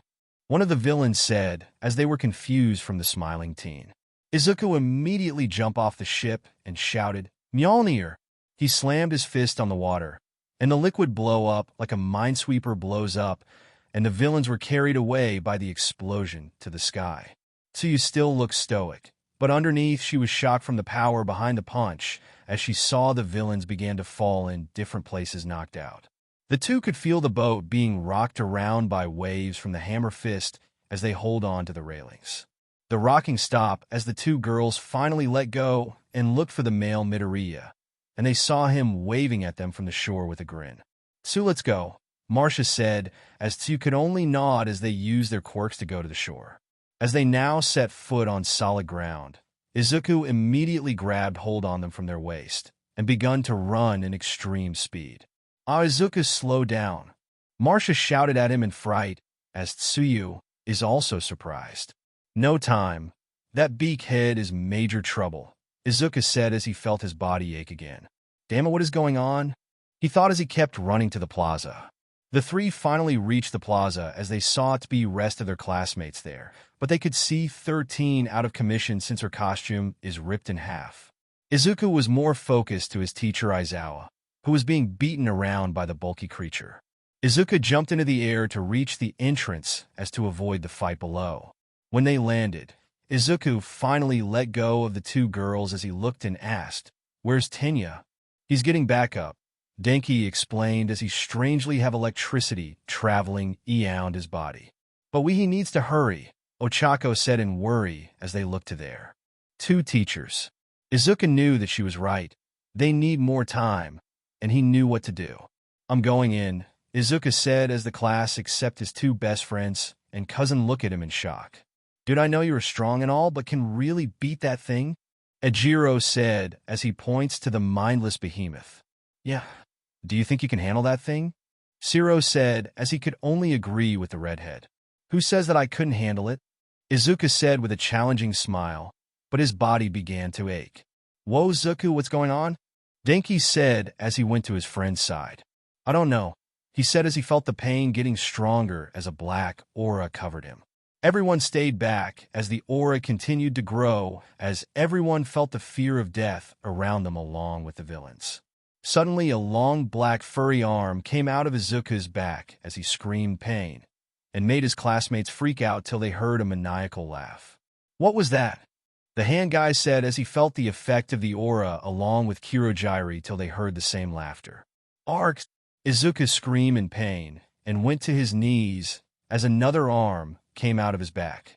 "Zuzu!" Kyoka shouted as she tried to get near, but Momo quickly caught her from her waist to stop her. "Wait!" Momo shouted as she struggled to keep her hold on Kyoka. In Izuku's mindscape, Zen is laying on the ground in defeat as the bottom half of his body turned to the two black arms that pierced the ceiling of the world. "Boy, I hope you learn to control this," Zen said as he could only saw darkness as he dreaded this day. A dark part of him have escaped. Then a burst of the black aura blown the students away as Izuku could lay on the ground in pain. The other students also groaned as they looked up and were scared from what they saw. Standing on top of Izuku is a tall, frail, black-skinned humanoid with its upper body being very muscular. Black fur covered its back along with a row of bone spikes along its spine and its elbows, a large furry black mane, and a skull-like mask with a crack on the right part of its face, as its eyes has black scaras and white irises. The creature raised up its arms and shouted in a deep and disturbing voice, "I'm finally free." The class were scared from the beast in front of them, as they hope it didn't notice them. The creature then saw the other creature, holding down Aizawa, as it gave a vicious smile, and said, "And I found my prey." It then charged at the bulky creature like a wild beast as it roared to show its black tongue. "Noma, get that thing," the hand guy ordered to the bulky creature as it let go of the defenseless teacher and charged to the black creature. "Like this thing will defeat me." "The mighty Een," the creature named Een declared as it used its large hands to pull out a large boulder from the ground and tossed it to its opponent. The Nomu just hit away, but Een is immediately in front of it, and the black-furred beast gave it a powerful uppercut on its beak. "Die!" Een shouted as it continued to beat the artificial monster down. "Cool. This NPC is weird, but cool. What do you think it is, Kirojiri?" the handman asked. "I don't know Shigaraki, but Noma better beat it," Kirojiri said to handman now named Shigaraki as they continued to watch the main beast Een battling their weapon. "What did you say? You're next." Ian shouted at them, but the Noma tackled it, so it countered with a hammer fist on its neck. "Don't get into this." Back with the students, they were quite surprised on what they are seeing, including Izuku himself. "Dude, what was that?" Denki asked. "I don't know either. I just think that it is part of my quirk." Izuku could only explain as his strength slowly returned to him rather than seconds. "We will deal with that later, but what do we do with that?" Suyu asked. "I have an idea, and I think this will be a win-win," Izuku said with a confident smile. Back with the two monsters' battle, Ian continued to fight off its opponent with sheer brutality as it tried everything to kill its opponent. "Why don't you just die?" Ian yelled out angrily. "Huh? Nomu has two quirks, shock absorption and regeneration. The perfect weapon to beat All Might. And you think you can beat it?" Shigaraki mocked as Ian immediately went in a mad rage as it continued to pummel the Noma down. The Nomas still keep up with its endless attacks, but its attack doesn't affect Ian at all. They are so distracted that they didn't notice a stream of lightning went past them and got electrocuted. Hiration. The stream of lightning revealed itself as Denki himself, as he is right now covered in electricity, and was moving around like he was teleporting. I got the idea from Minato from Naruto. Now! He heard Izuku's shout, and a big explosion hit the two behemoths, and it is now contained in a block of ice. Gungniers! Izuku's shout came from the sky as he was dropping from the sky very fast with his feet together that forms a point. The ice started to crack, but Izuku already hit the two and made a large crater from the impact. So they're laid on the ground is the Nomu and Ian as Izuku is above the black beast and held Ian in an arm lock. "Let go! I don't want to go back in there," Ian yelled as it struggled from its restraint. "Good thing Zen taught me this." Buddha's palm. Izuku then brought his palm on Ian as the black beast yelled in pain from the sudden pressure and slowly disintegrate and went inside Izuku's body. Izuku then dropped on his behind as he was strangely exhausted, but felt his energy came back in an instant. While that's dash, he was cut off as he muscular grabbed his face and threw him away. "Zuko!" Denki yelled as he immediately vanished when the Noma tried to hit him. "T, that wasn't enough," Katsuki said angrily as he was slightly far away from them along with Shoto. "So it is stronger than All Might, but I think Midoriya isn't finished yet," Shoto said as Katsuki scowled at that. Meanwhile, with Denki, the electric user is moving in Mach speed from the super he learned in the past. Denki first learned it when Izuku started his training and got some tips from him. He learned to use his quirk around his body to amplify his speed and power like a motor, and trained his body to be durable for any drawbacks. "Zuko!" He shouted till he saw his best friend walking to him, with his eyes covered by his hair as he immediately paled. Izuku was angry. "Scratch the P** said as heck. "Oh crud," Denki muttered as he began to run to the other direction. He ain't gonna be near his best friend's warpath. Back with the rest of the students, Katsuki, Shoto, and Ejiro are distracting the Nomu to delay it a little till they felt a powerful aura of malice wash over them. "What was that?" Shoto asked till the ground shake like a giant walking with them. Oh, Kyoka muttered as she began to pale while her classmates look at her in worry. "What is going on?" Hannah asked till the shaking intensified. They then saw Denki from the distance running at them fear. "Run!" Denki yelled till a large chunk of land fell from the sky. "Helax!"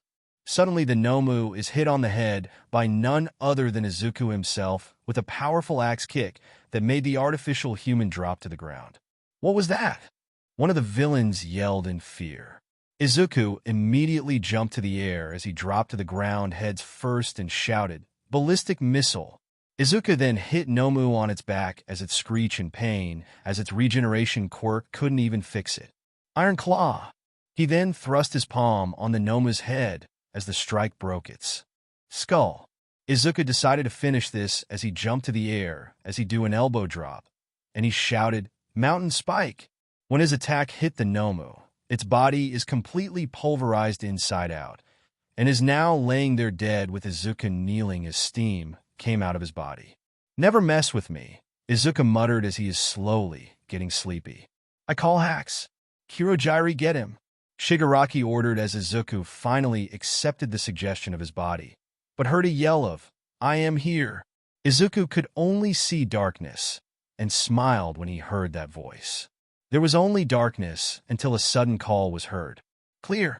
Izuku immediately jumped in shock, as literally a defibrillator is used on him.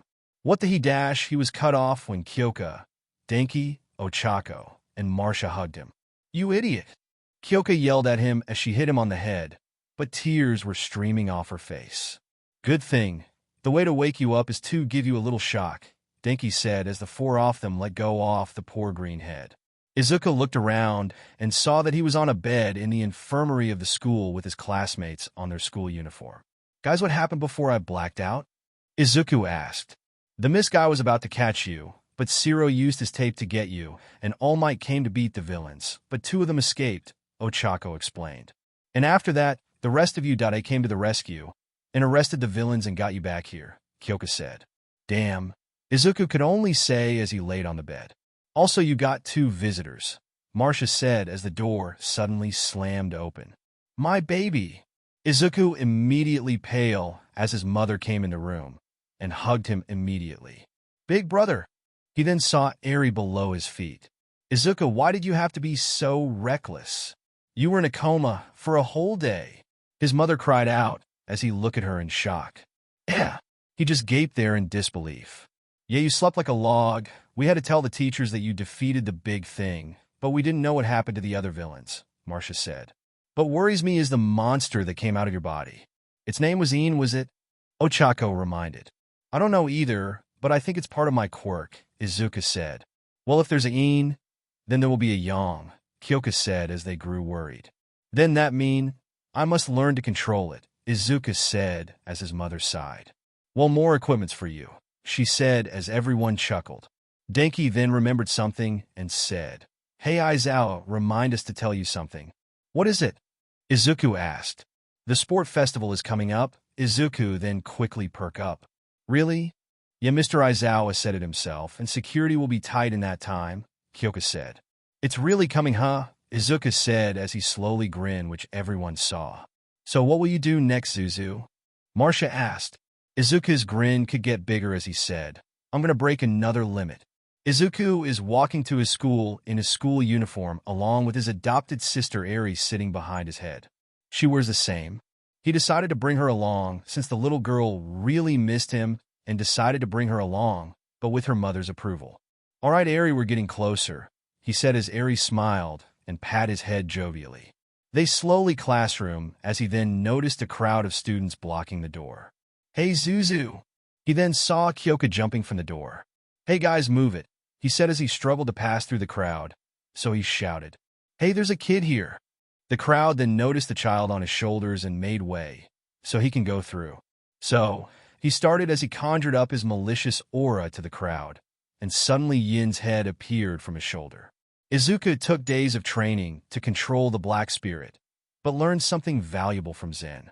The gray spirit said that Een is a part of him, a true personification of the yin-yang. When he symbolizes peace, Een symbolizes darkness and violence, and Yang symbolizes light and love. So to make Een follow him, Izuku needed to gain its trust, and what could make a battle-hungry spirit is none other a deathmatch. Izuku and first got beaten around, but slowly they battle like equal. So Izuku's only problem is Yang. "What is going on here?" he asked as the crowd shivered in fear. A gray-haired teen poked out his head from the crowd and said, "'Cause you fight villains. You think that you can take the top." Izuku glared from the accusation as Een looked at them like they were prey. "Can I gut them?" the black spirit asked, but a chop on the head stopped it. "No," Izuku said as the crowd could look at Een in fear. "Hey, Dark Buddy." The call of Dark Shadow, the sentient quirk of Fumikage Tokoyami. "Hey," Een called out as it got out of Izuku's body and went to the shadow spirit for a chat. The whole class got used from Yin's presence when it suddenly came out of Izuku's body. "So this is what is going about. We could have died, you idiots. You worry about fame, but not worry for the safety of a fellow student." Izuku scolded the crowd as they looked down with shame. "Maybe they're not so bad. Yeah, we shouldn't have done this." The crowd admired wholeheartedly as they apologized to the class. "That's right, why dash?" Don't make matters worse. Izuka punched Katsuki's head, as he will not let this get any worse. So he's the only overconfident one, huh? A purple-haired teen asked. Yeah, he is, the whole class of 1A admitted. Well, we're sorry for accusing you, but we just felt inferior in all of this, the teen said as the crowd nods. Then train, Izuka simply said. Your quirks are a part of you. Like a rock, you can shape it to make it better. If you do have a powerful quirk, nothing can beat the knowledge of a fighter. Don't fight like you have already know. Fight like you have learned by trial and error. And your answer is the result of your will. Everyone were in awe from his words. They felt more confident to be the best and strong. You, what's your name? The purple-haired teen asked. Izuka Midoriya. How about you? Izuku asked. Hitoshi Shinso. The teen said as Izuku could only nod as the crowd then went to their respective classrooms as Izuku could only sigh in relief. Man, that was awesome, Midori, Mina said. It was quite amazing. Ribbit. So you said. It was nothing really, they just need some guidance to a better path, Izuka said as their homeroom teacher Aizawa entered the room to start the class, not even minding Eri with them. But Izuku was determined as he thought about the sports festival as he began to laugh maniacally. His classmates and teacher heard his laugh and were scared from the crazy laughter, but Eri didn't mind it. Those poor bastards are doomed when it starts. It was now lunchtime as Izuka's friends were enjoying their own meal, while Izuka shared his own food with his little sister. Say ah, Eri, Izuka said as he held a spoon of katsudon for her. Ah, Eri said as she opened her mouth, and Izuku put in the spoon, and she swallowed the content of the silverware and chewed it. This very action caused his friends to adore little Eri as a bubbly aura surrounds the two. So adorable, Marcia said as she gushed at the scene. Yeah, you did it. Izuka cheered happily as he gave some slow claps as Eri did the same. Cute. The girls thought, as they couldn't resist it. Young Midoriya.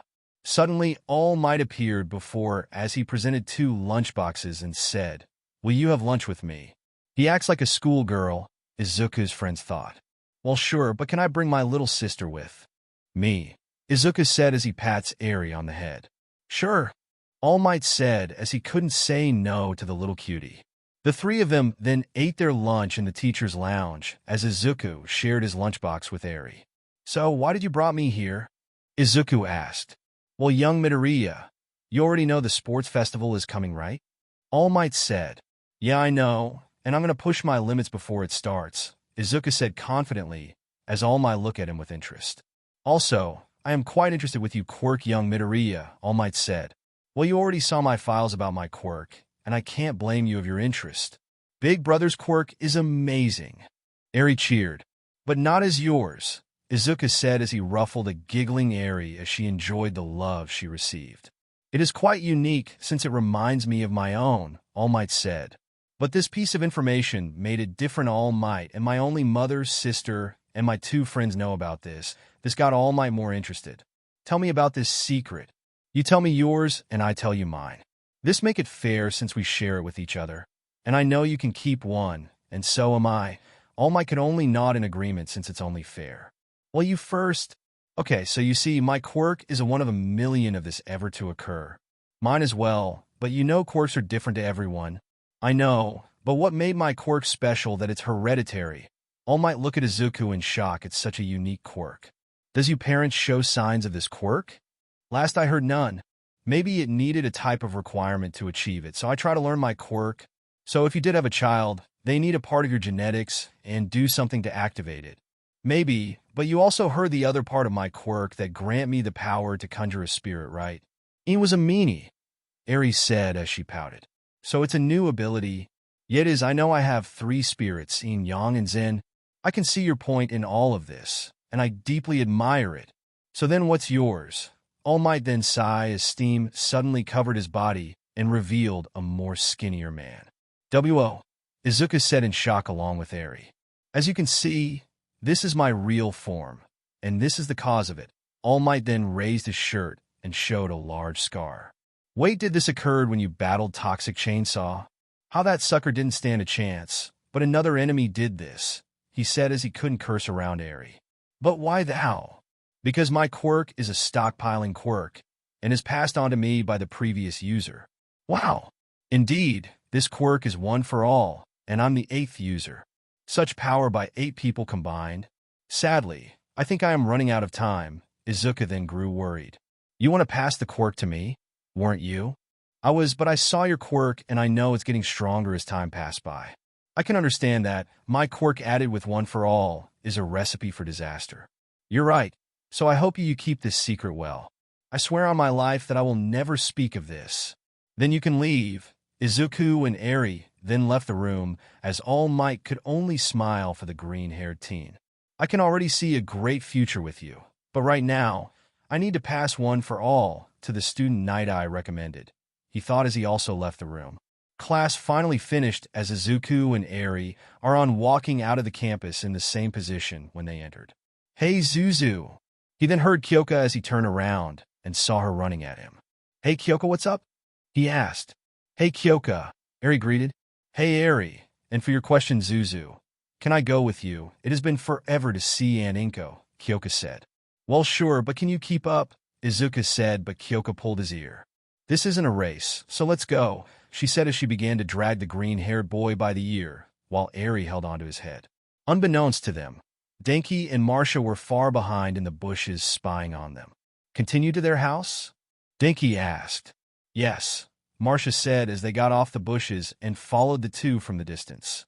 Izuku, Eri, and Kyoka are walking down the streets as it was bustling with people.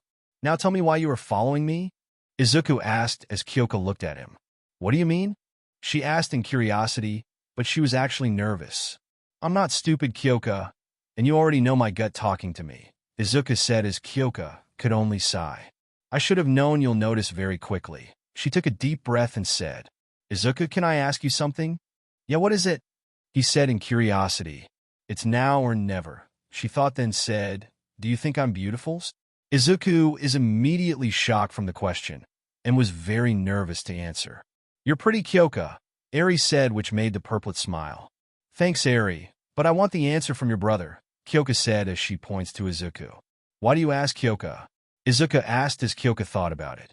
I feel jealous, actually. Momo and the rest of the girls have great bodies, maybe Toru as well, but look at mine. She then gestured to her petite form as she looked down at it with a frown.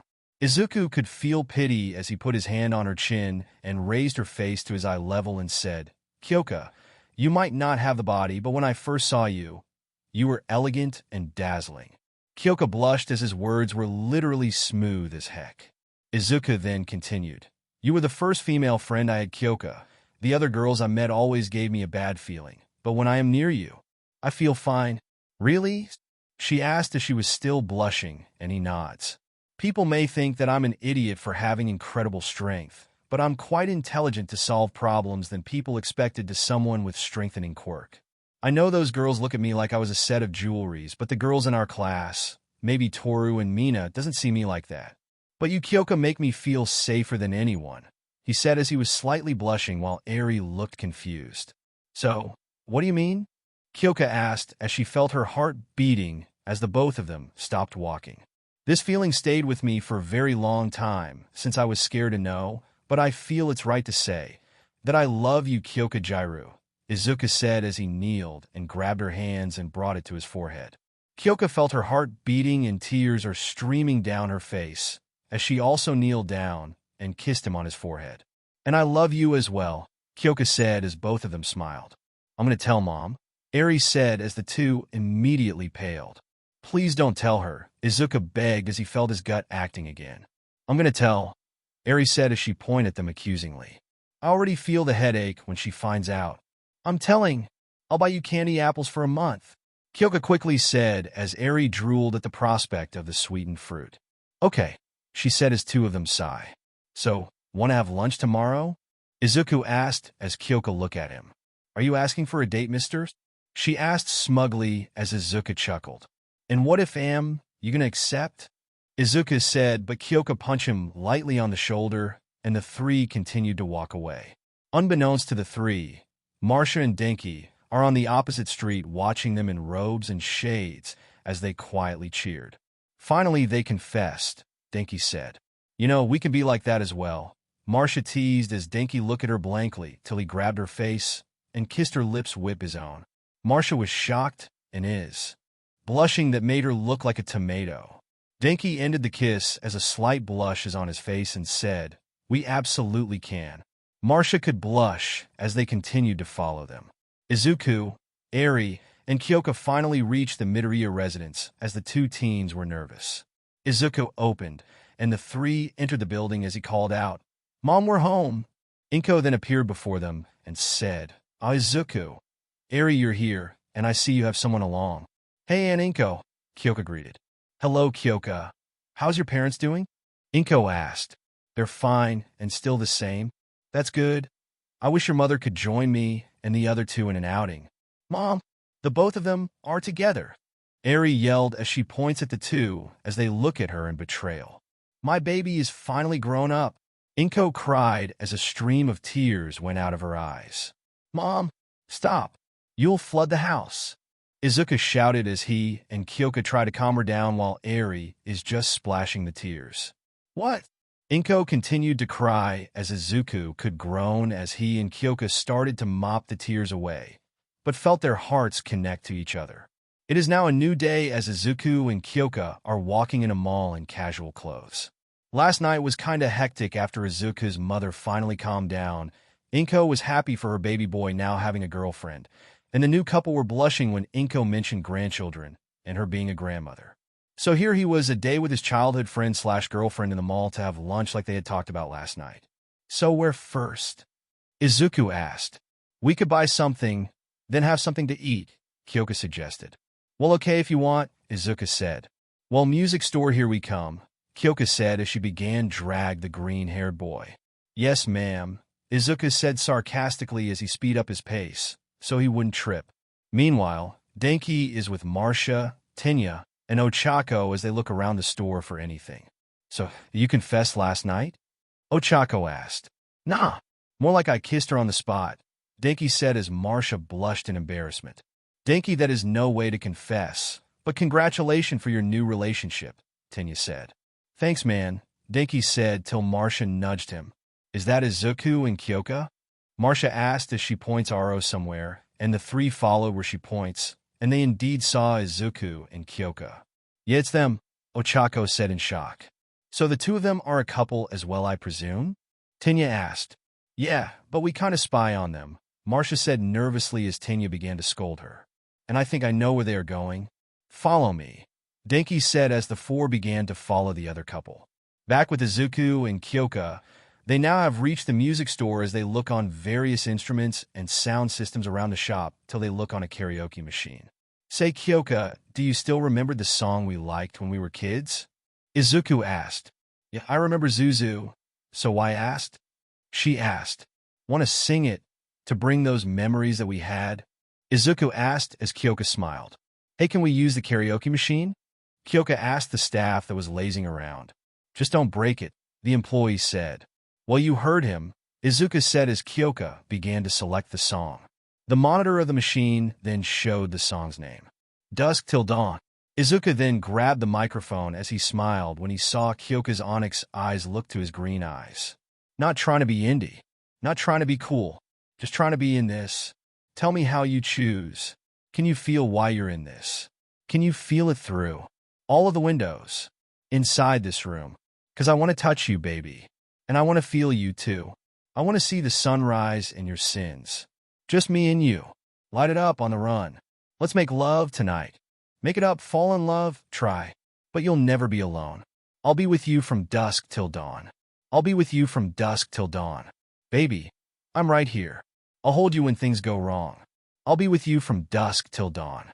I'll be with you from dusk till dawn. Baby, I'm right here. I'll be with you from dusk till dawn. Baby, I'm right here. We were shut like a jacket. So do your zip. We will roll down the rapids to find a wave that fits. Can you feel where the wind is? Can you feel it through all of the windows inside this room? 'Cause I want to touch you, baby. I want to feel you too. I want to see the sunrise in your sins. Just me and you. Light it up on the run. Let's make love tonight. Make it up, fall in love, try. But you'll never be alone. I'll be with you from dusk till dawn. I'll be with you from dusk till dawn. Baby, I'm right here. I'll hold you when things go wrong. I'll be with you from dusk till dawn. I'll be with you from dusk till dawn. Baby, I'm right here. Go. Give love to your body. It's only you that can stop it. Go. Give love to your body. It's only you that can stop it. Go. Give love to your body. It's only you that can stop it. Go. Give love to your body. Go. Give love to your body. But you'll never be alone. I'll be with you from dusk till dawn. I'll be with you from dusk till dawn. Baby, I'm right here. I'll hold you when things go wrong. I'll be with you from dusk till dawn. I'll be with you from dusk till dawn. Baby, I'm right here. I'll be with you from dusk till dawn. Baby, I'm right here. The two of them then stop as Kyoka is tired from singing while Izuku is okay due to his stamina. They then heard multiple clapping and saw Denki, Marcia, Ochako, Tenya, and a huge audience applauding on their performance. Even the lazy staff is crying on how beautiful the way they sing. The two of them blushed as their four friends walked to them. Man, Zuku, you still remembered that? Dude, I hope you forgot that song since you kept singing it for months with Kyoka. Denki said as Izuku rubbed the back of his head sheepishly as he remembered that certain event. That was awesome, Izuku! Ochako shouted. The way you two sing is too beautiful and such emotion you let out for it, Tenya praised. And also, Marcia said with a devious smile as she is holding a green phone and showed a video of the two singing. This will have multiple views soon enough. Izuku and Kyoka then blushed in an atomic level as Izuku now resembles a tomato and Kyoka resembles a red plum. And it was really hard to find the plant that has the similarities for Kyoka in this joke. Marcia! Izuku and Kyoka yelled in embarrassment, but were secretly happy for each other when their bond continued to grow. Izuku then got an idea. Hey guys, I think I have something for the sports festival. What is it? Marcia asked as she began to send the video. Izuku then grinned and said, something that is going to be extravagant. Well, when do we start? Ochako asked. Tomorrow, because we are going to show the world what we have, Izuku said as his eyes glowed when he thought of his plan. This would be the greatest. This would be amazing. This would be beautiful. But most importantly, it would be divine. To show the world the power that was bestowed to him. The fist that conquered the heavens. It was now the sports festival, the time for the students to show their capabilities to the heroes that are watching them. Where the students will prove their worth to everyone as they will use their true strength. Izuku is with his classmates, wearing his red bandana from his hero costume, as the class were in their P.D. uniforms and were excited and determined for the sports festival to start. You guys ready?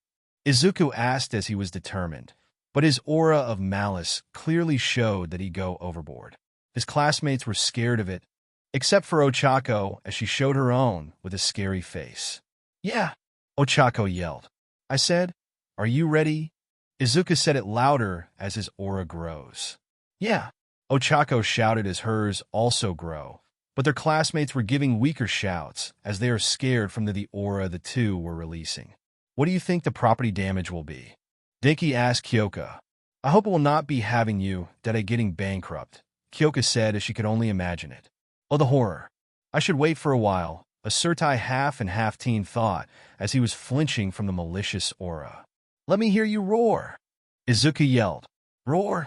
Ochako then did it, with Ejiro also doing it as he thinks it looks so manly. Ian then appeared with them as the black spirit laughed in excitement.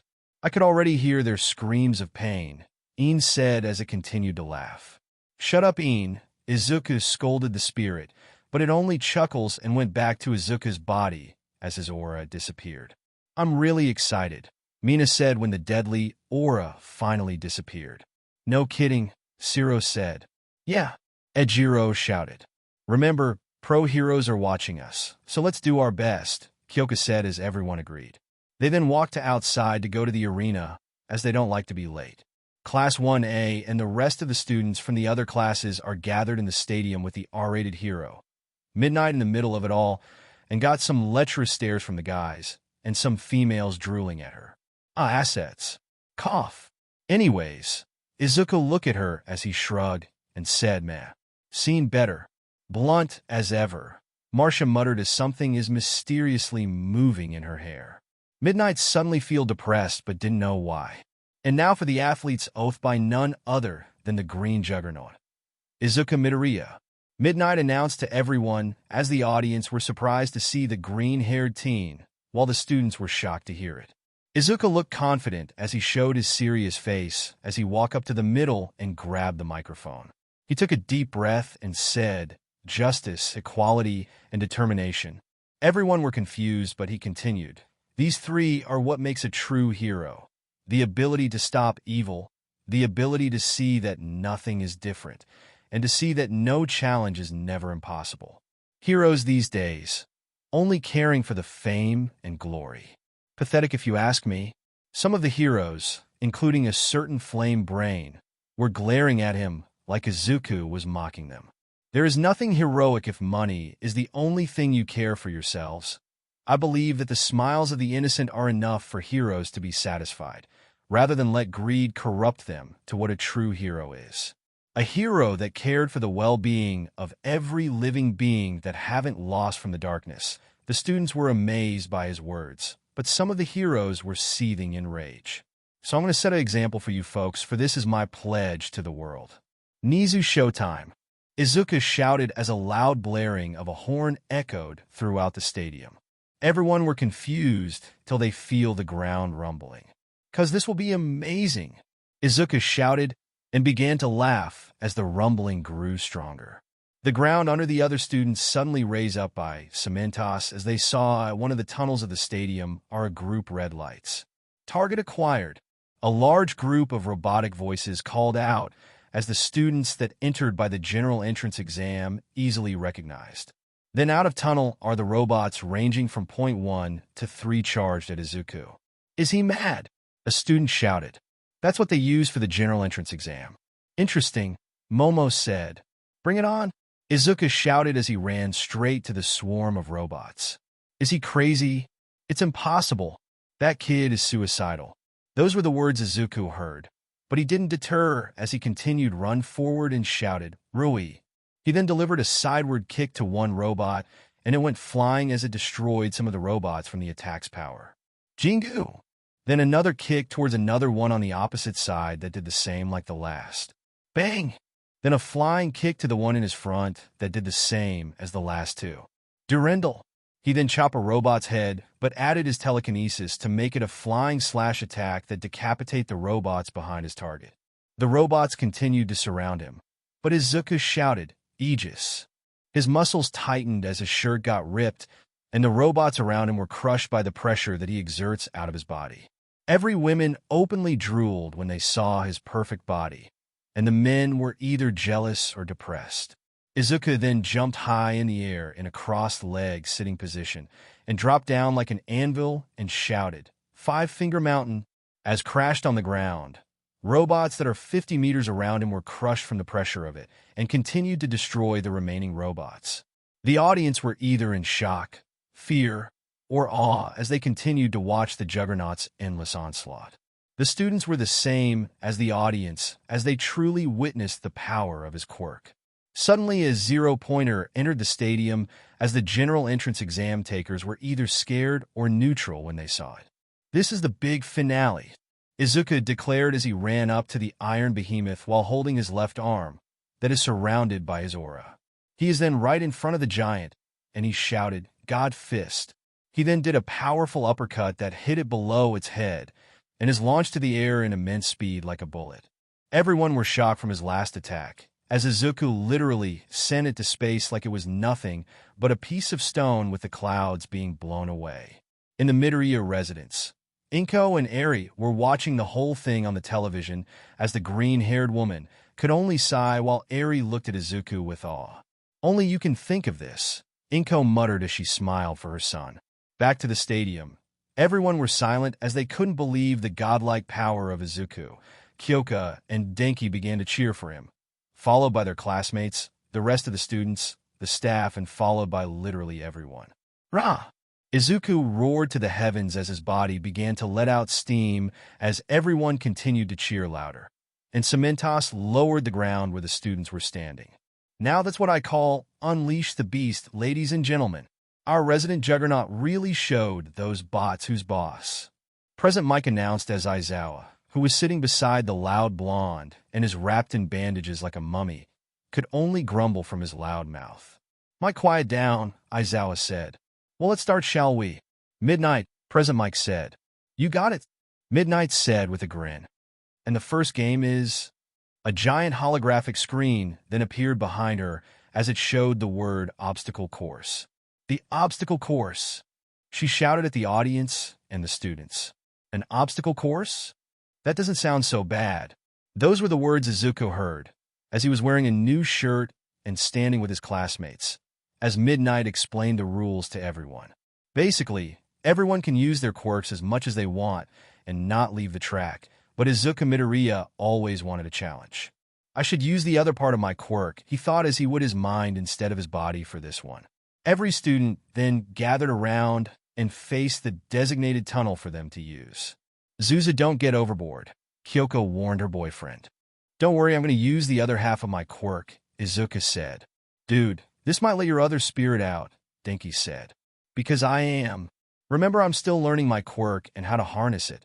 So let me be," Izuku said with a reassuring smile as his eyes glowed and he began to float off the ground. "Well, if you say so," Denki said as he is in Hiraishin mode.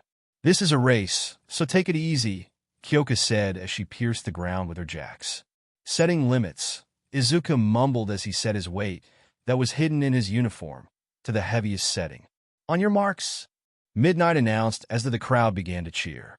"I will only use this % of my power," Izuku said as he set himself in a crossed-leg sitting position.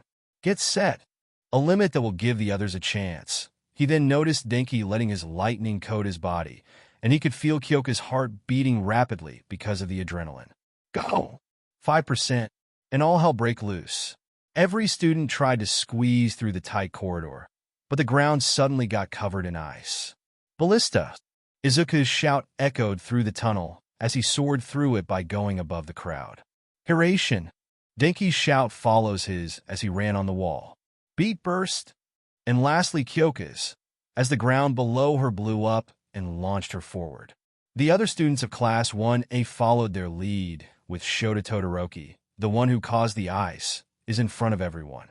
The two colored-haired teen then froze the entrance from the outside of the tunnel, but didn't stop Izuku from moving as the green-haired boy just headbutted the blockade for a decent-sized hole for everyone to enter.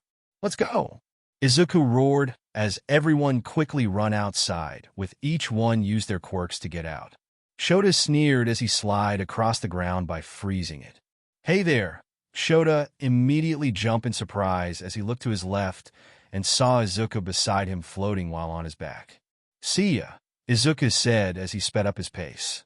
And Izuku Midoriya took first place with no problem at all, Present Mike announced. He knows that using the other half of his quirk will help him because his other half more relies on hand-to-hand combat rather than long-range combat, which will help him get some distance along with some air mobility, Aizawa said in a monotone voice, but was quite interested of how powerful is Izuku's telekinesis. While some of the competitors are nearing the first obstacle, the Robo Inferno, the blonde loudmouth announced as the students saw a much larger swarm of robots, but there are more zero-pointers. "Now that's a challenge," Izuku shouted in glee as his eyes glowed more brightly.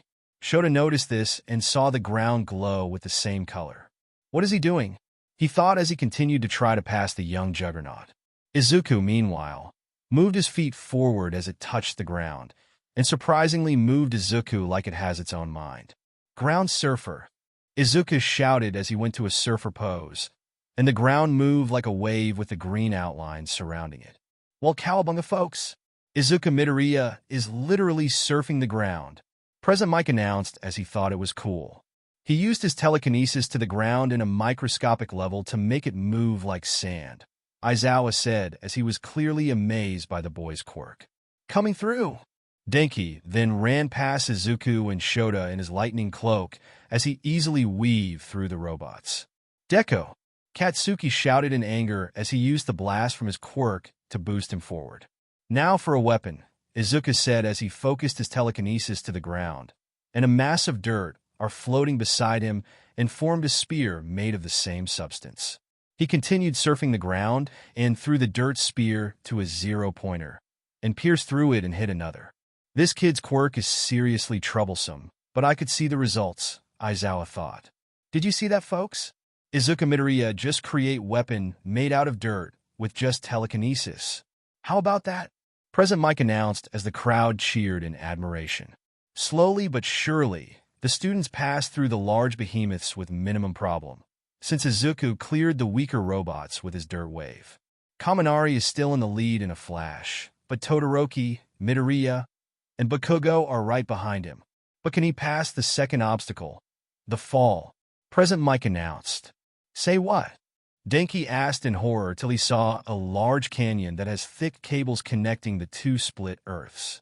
I hope this works, Denki said as continued running on the cables. But he moved much faster, and electricity violently arched around him. Piece of cake. Izuku roared as the wave of dirt he surfed on moved forward and made a large bridge. So he continued using his telekinesis on himself to float. You piece of sh*t. Get back here, you f***curs. Katsuki loudly cursed as he almost passed Shota.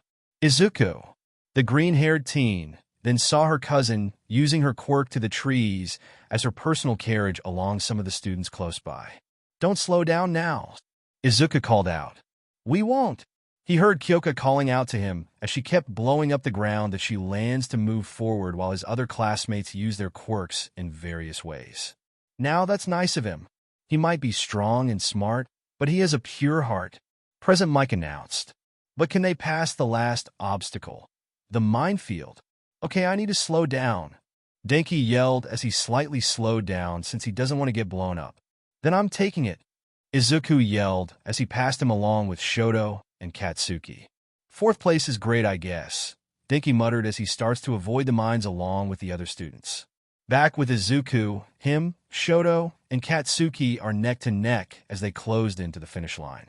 Sorry, Izuku quietly said as he focused his telekinesis onto the ground. What is he thinking now? Shoto thought. But I'm winning this. Suddenly, two mines came out of the ground and were in front of Katsuki and Shoto. Son of a bi-dash, Katsuki is then cut off as him and Shoto were blown away by the landmines, and Izuku sped forward. That was amazing, folks. Izuku Midoriya just blasts them with the minefields and takes first place, President Mike announced as the crowd began to cheer louder. Victory is mine. Ha!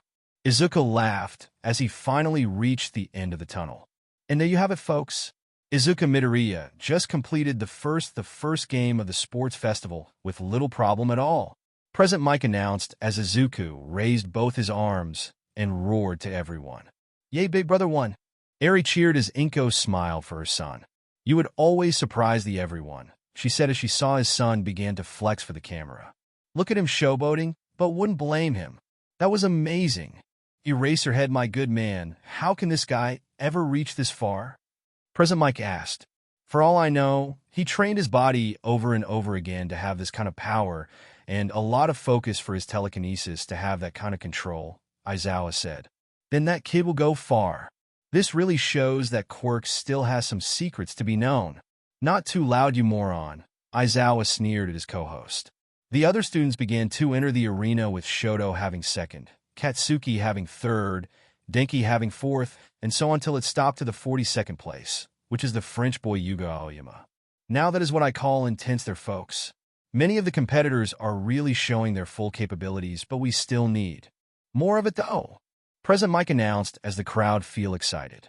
Meanwhile, outside the arena, Mount Lady, Kamui Woods, and Death Arms are outside patrolling the area. The kid is really getting it, huh? Kamui Woods said as Mount Lady nods in agreement. You too. How do you even know him? You didn't really specify it, Death Arms asked. It's when we were still heroes in training. Both of our reputations were quite famous since, she gestured their clothings. So that day forward, the day he unlocked his quirk, we helped the kid with his training. The kid was really daring. He pulled a car when he was 6, a bus when he was 8, a truck when he was 10, and a boat when he was 12, Kamui Woods said. Damn, I should have him join my agency, Death Arms said. I recommend that you wouldn't. He might cause some major property, Mount Lady warned. Yeah, you're right, his quirk is really too much, Death Arms said as he shuddered when he remembered the slime villain. He might be a force to be reckoned with. Now for the next game is... The large holographic screen then showed the word cavalry battle. Is a cavalry battle? This might be interesting, Izuku said.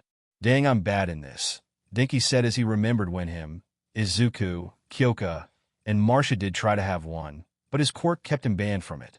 Midnight then explained the rules for this game. Each student will make a team of 4, and each student that made it in the final 42 will have points, with the last having 5 points and continued increasing to the first, but they have something special for the one in last place. The one in fifth place will have 1,000,000 points. Midnight announced as every student looked at Izuku with greed. Well dang, Izuku muttered as he was kind of scared from all of the looks he was getting. Midnight then explained that they need to wear headbands with the number of their points on it, but they will not wear it below their necks. They still can use their quirks, but they will not cause severe damage. So that's that. So go get your teammates, and we will start, Midnight said as everyone began to get their teammates. Well, who would team up with me? Izuku began to think till someone tapped his shoulder, and looked behind him and saw his cousin and Ochako. Hey guys, what's up? He asked. Well, we will be you teammates, dummy, Marcia said. Yeah, we might have a chance together, Ochako said. Maybe, but where's Denki and Kyoka? He asked. Den is with Cold, but in Kyoka is with our other classmates, Marcia said. Dang it, Marcia! Denki yelled at her, even though he was a kilometer away. So, who's our fourth member? He asked. Hey, Mr. First Place. He heard a female voice and saw a girl with pink dreadlocks and various gadgets on her. The name's May Hatsum, and I am a student of the support course, she introduced. Oh, your class made the weights I used, Izuku said as May looked at him in surprise. So you're the one that needed the weights. Did you like it? May said. Yep, that's me. But what's with the note saying, take care of my baby? He asked. Oh, that was me. And you did took care of it. My little baby, May said as she pet the weights that was still on Izuku's limbs. Creepy, the three of them thought. They then began to think of a plan, as everyone were planning to go on an all-out war. The four decided that Izuku will be the horse, Marcia and Ochako on the back, and May as the rider with their headbands. They were equipped with jet boots, jetpacks, and some offensive gadgets. Izuku planned this as an assault team, but he has something in mind that he purposely didn't tell to his team. He then saw the other students with their own team as Izuku tensed up. Begin! Midnight called out as some of the competitors rushed to Izuku's team. Hold on to each other. Izuku shouted to his team, which they looked at him in confusion till they were covered with the same green outline. Go along!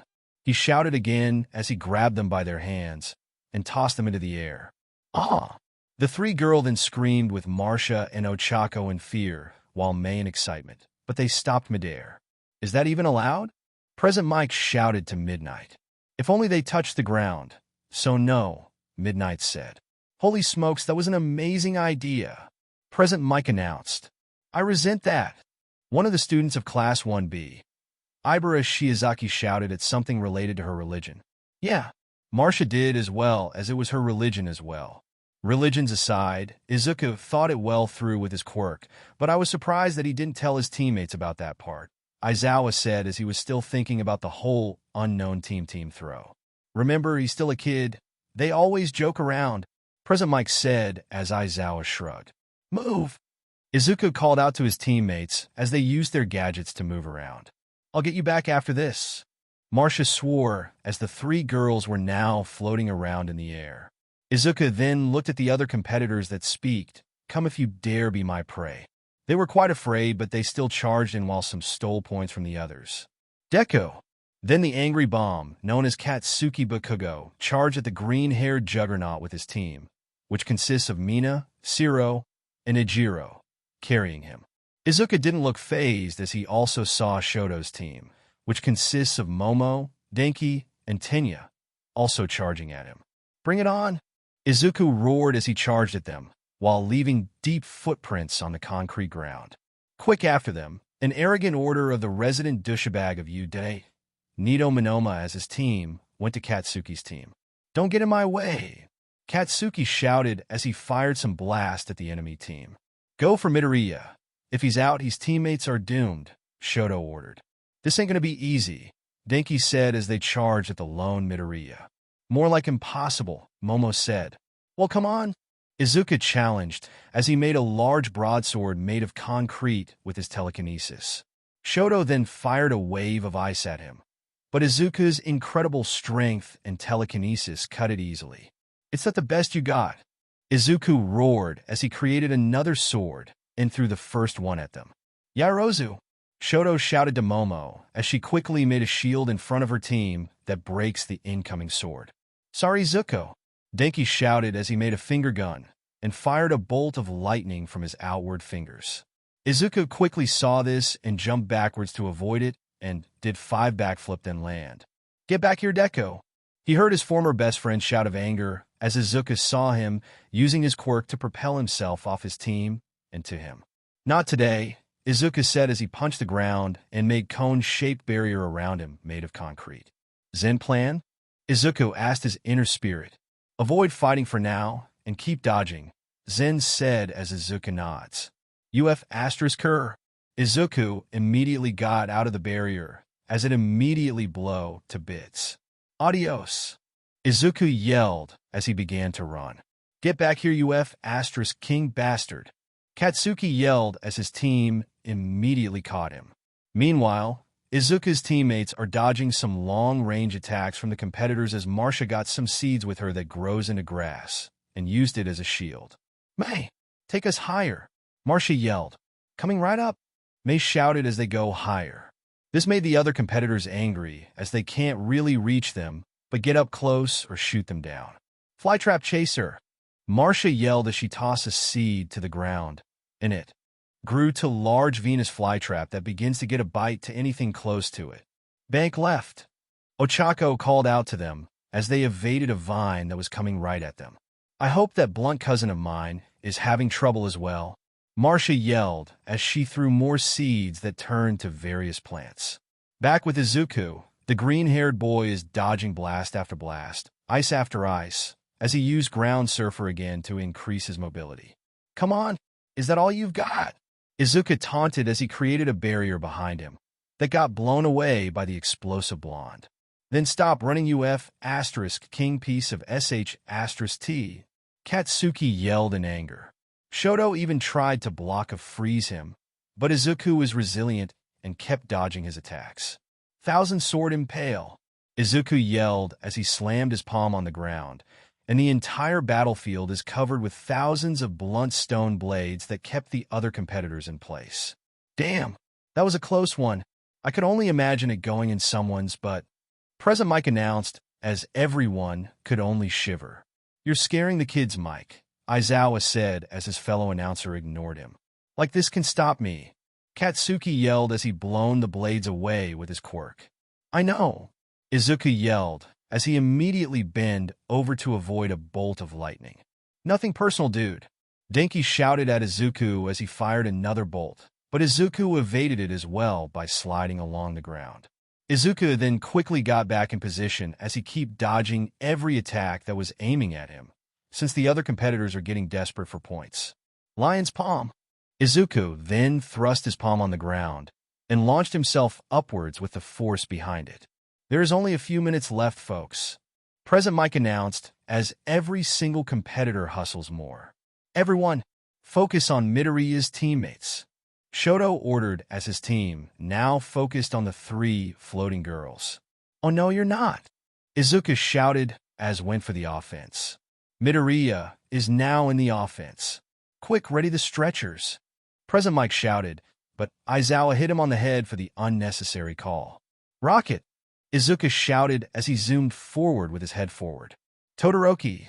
Denki panicked as the bicolored teen immediately made a wall of ice behind them and blocked Izuku's attack. "Deku." Katsuki then came flying over as he fired a huge blast to propel himself. "Een," Izuku shouted as Een came out of his body with a sadistic smile. "Hey there, little boy," Een said as he goes to attack Katsuki. "Quick, Zero, restrains Een," Ejiro said as Zero quickly fired a line of tape at the black spirit. "Like that can stop me," Een roared as spikes grew around its arms and cut the tape. "Never mind," Ejiro yelped in fright as he, Zero, and Mina went to the other direction, but close enough to catch Katsuki. I will not lose, Shoto thought angrily as he summoned a giant glacier under Izuku's team. 1 minute left.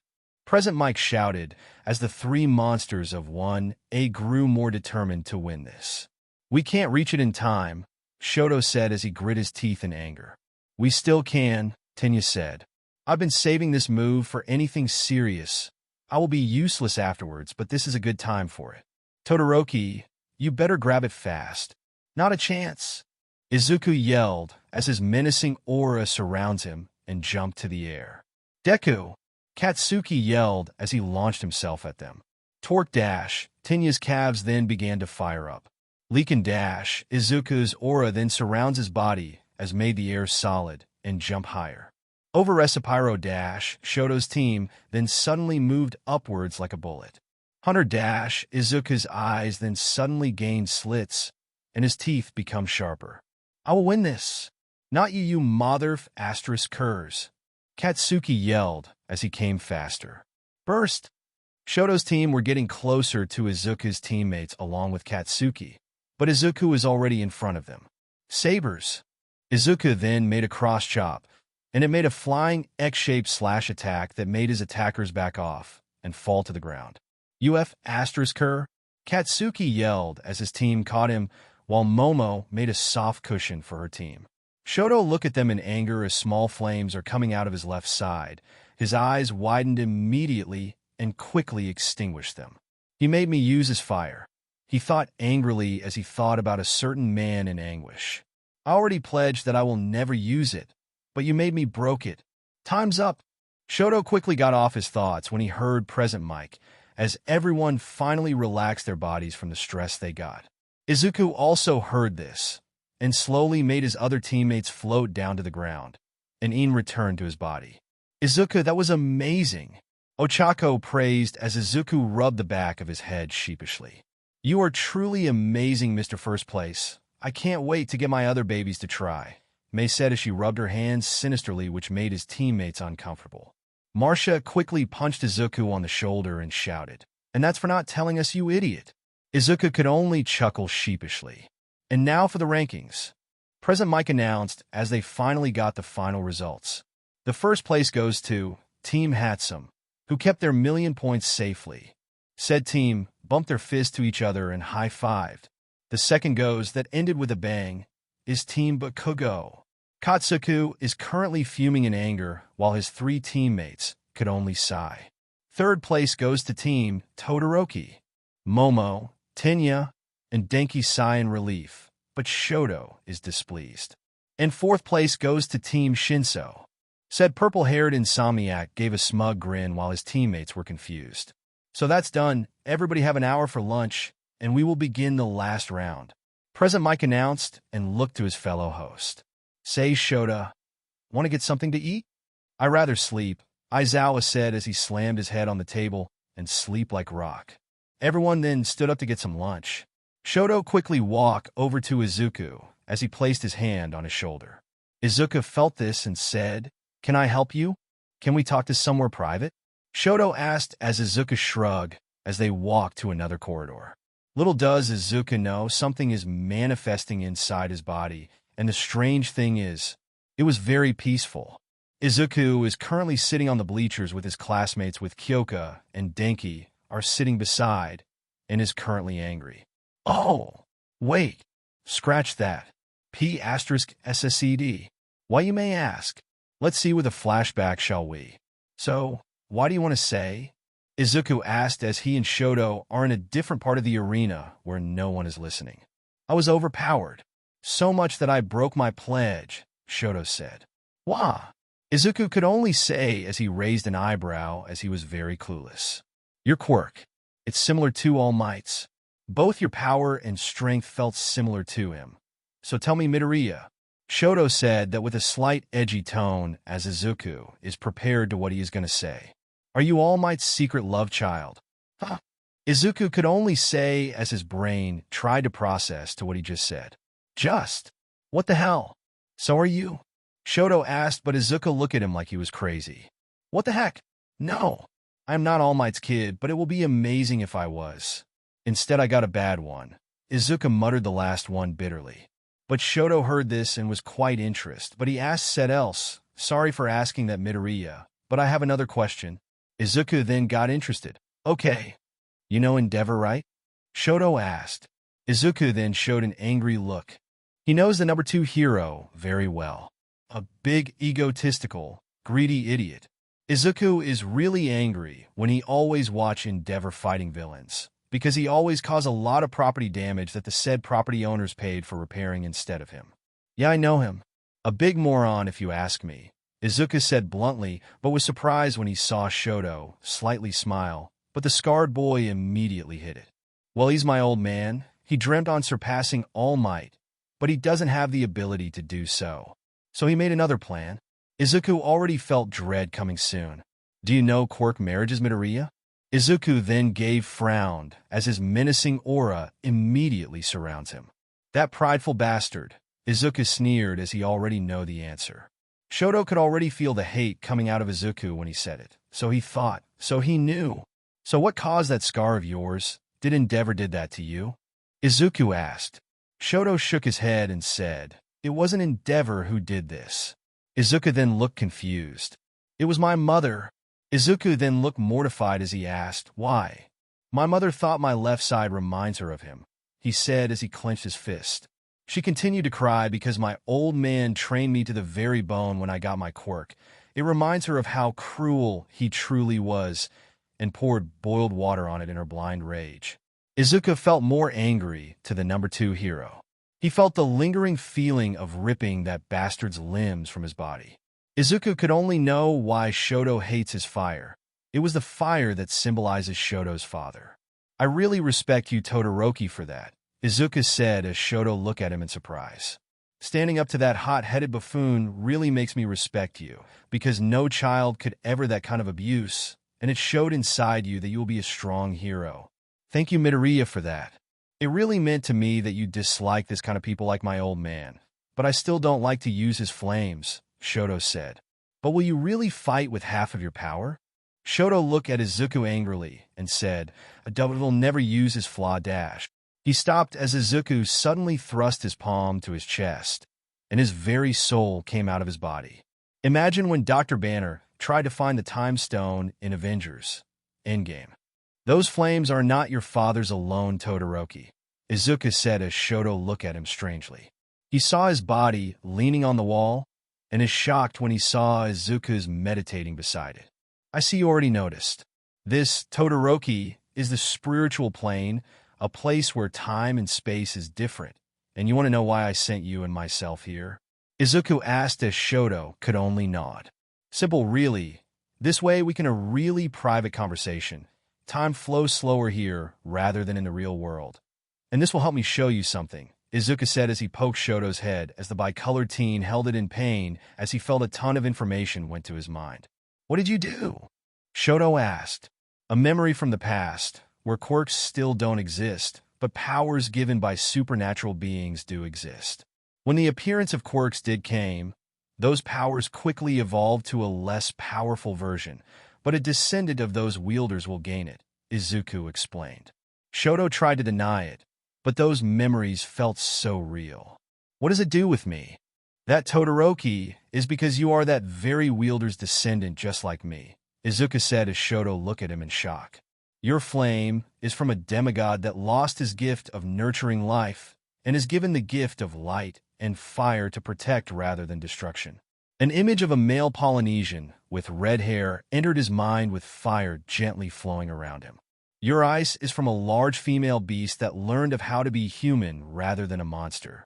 Then an image of a sky blue-haired woman came to his mind and was controlling the ice around her. "Those two are your strength, but remember, Todoroki, you control your destiny like them. Don't let your father control it." Shoto could look at him in awe and admiration. He remembered when he watched All Mights and remembered his words with his mother. His quirk is his and his alone. No one owns it as it was his, and he should be what his mother and himself wants to be. "Thank you, Midoriya. But what will I do if I use both?" Shoto asked. "Then show them something different to today's era," Izuku said as the both of them returned to their bodies as they look each other and nods, and then they walk back to their classmates for lunch. "So that's what angers him." endeavor. If he had the chance of seeing him, he will go out of people's view and embarrass him by making water above and pour it on the bastard by combining the molecules needed for it. He silently laughed when he thought of it. All right, everybody. Time for the third round, a one-on-one tournament. Present Mike announced as everyone is excited. We will go first to last, Midnight said as she got a box with paper slips with numbers in it. Izuku and teammates quickly draw their number, followed by Katsuki's team, followed by Shoto's team, and finally Shinso's. Suddenly Mashireo raised his hand and said, I'm withdrawing. This got some shocked looks from everyone. Me too, another student said. Are you sure? Midnight asked as the two nods. Well, okay. So, who wants to replace them?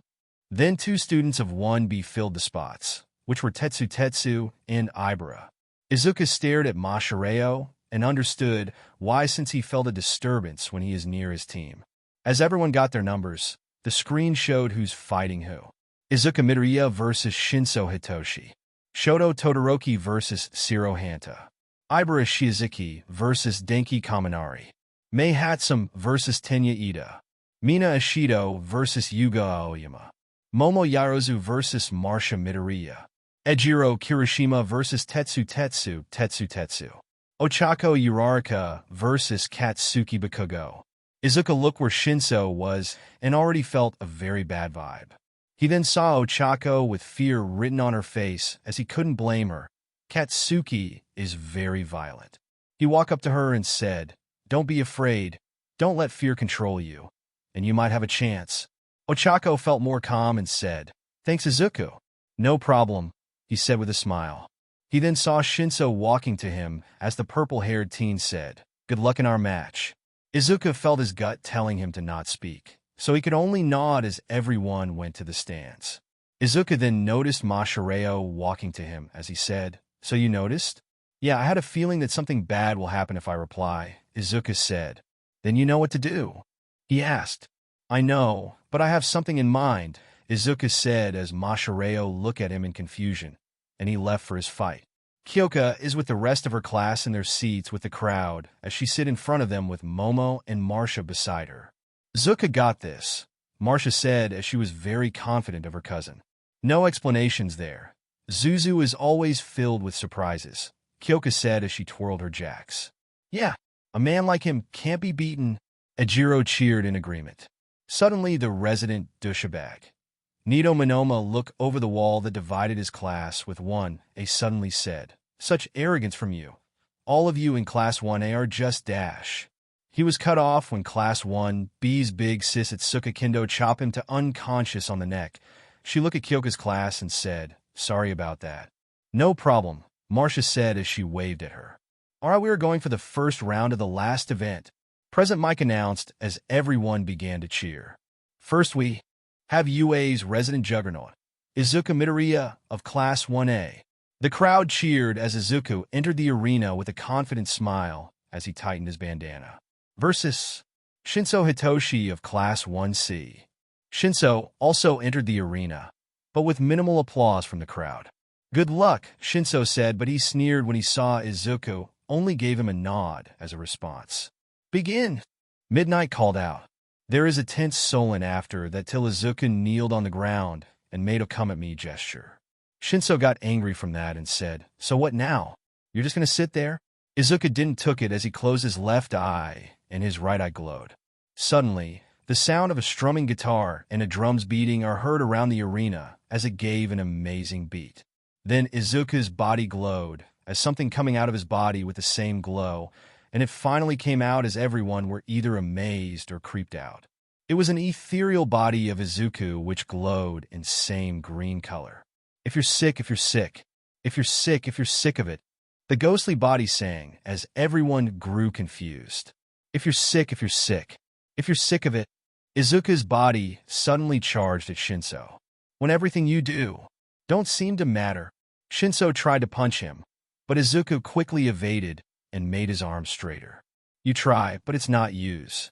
Your world is getting blacker. When every time you fail, has no answer. Izuku then spread out Shinso's legs with his, as Shinso looked more in a capable stance. Every empty promise made. His own reminder. Shinso used his other fist to punch, but Izuku also evaded and straightened it as well. No one can make this better. Take control. It's now or never. Izuku then jumped back and did the same taunting gesture. Are you sick of it? Raise your hands. Shinso then charged with his new stance, but Izuku kept evading his hits and seems to correct them. Get rid of it. While there's a fighting chance, Shinso tried to hit Izuku, but the Greenie defends every attack. Are you over it? Bored to death? Have you had enough regret? Take a stand. Raise your hands. Shinso's movement then went autopilot from the adrenaline as his body moved like how Izuku corrects it. If you're sick of it, if you're sick. They then traded blow for blow with Izuku using only small amount of his power. If you're sick of it, if you're sick of it, if you're sick of it, look at them go. Present Mike announced as everyone were mesmerized by the fight below while Spirit Izuku kept singing. Every single day, I chase my own tail, like a rat inside a maze. Has gotta get away. Shinso now fully understand what our protagonist is doing and went back to manual as he felt something streaming through his body. I'm running out of time. For me to break this, I'm tired of feeling like I'm never gonna make it. Shinso began to evade Izuku's attacks with various acrobatics to do it, which made everyone feel more amazed. No one can make this better. Take control. It's now or never. Shinos immediately went back to the offense as he is going to deliver a haymaker on Izuku's head, but Izuku felt it and blocked it as they continued in a standstill.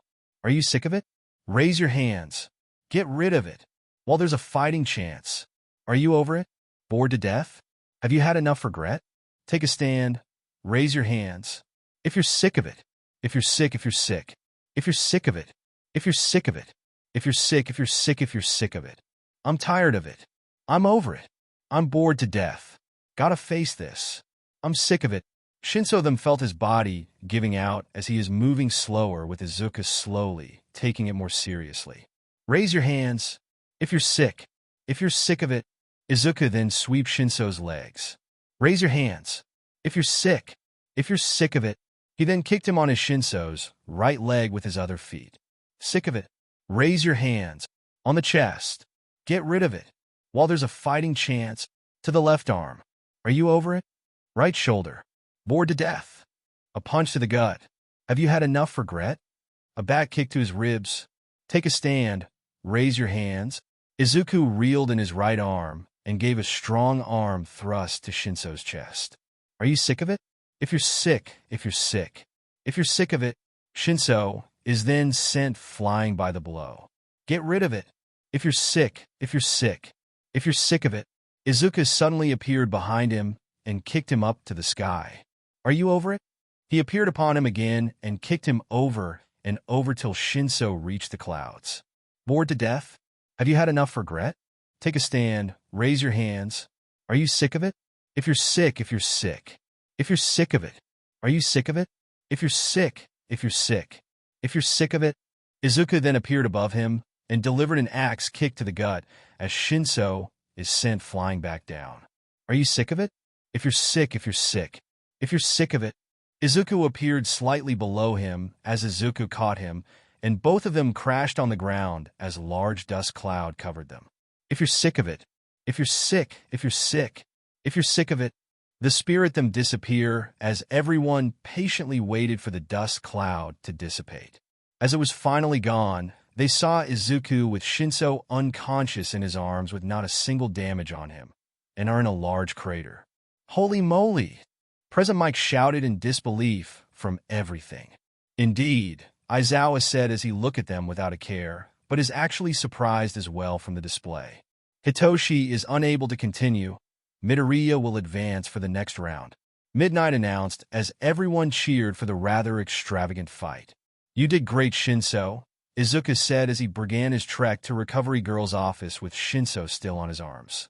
That was manly, Ejiro shouted in excitement as everyone except Bakugo agreed with him. But the way he conjured a spirit is quite interesting, Momo said in interest. His quirk is really intriguing.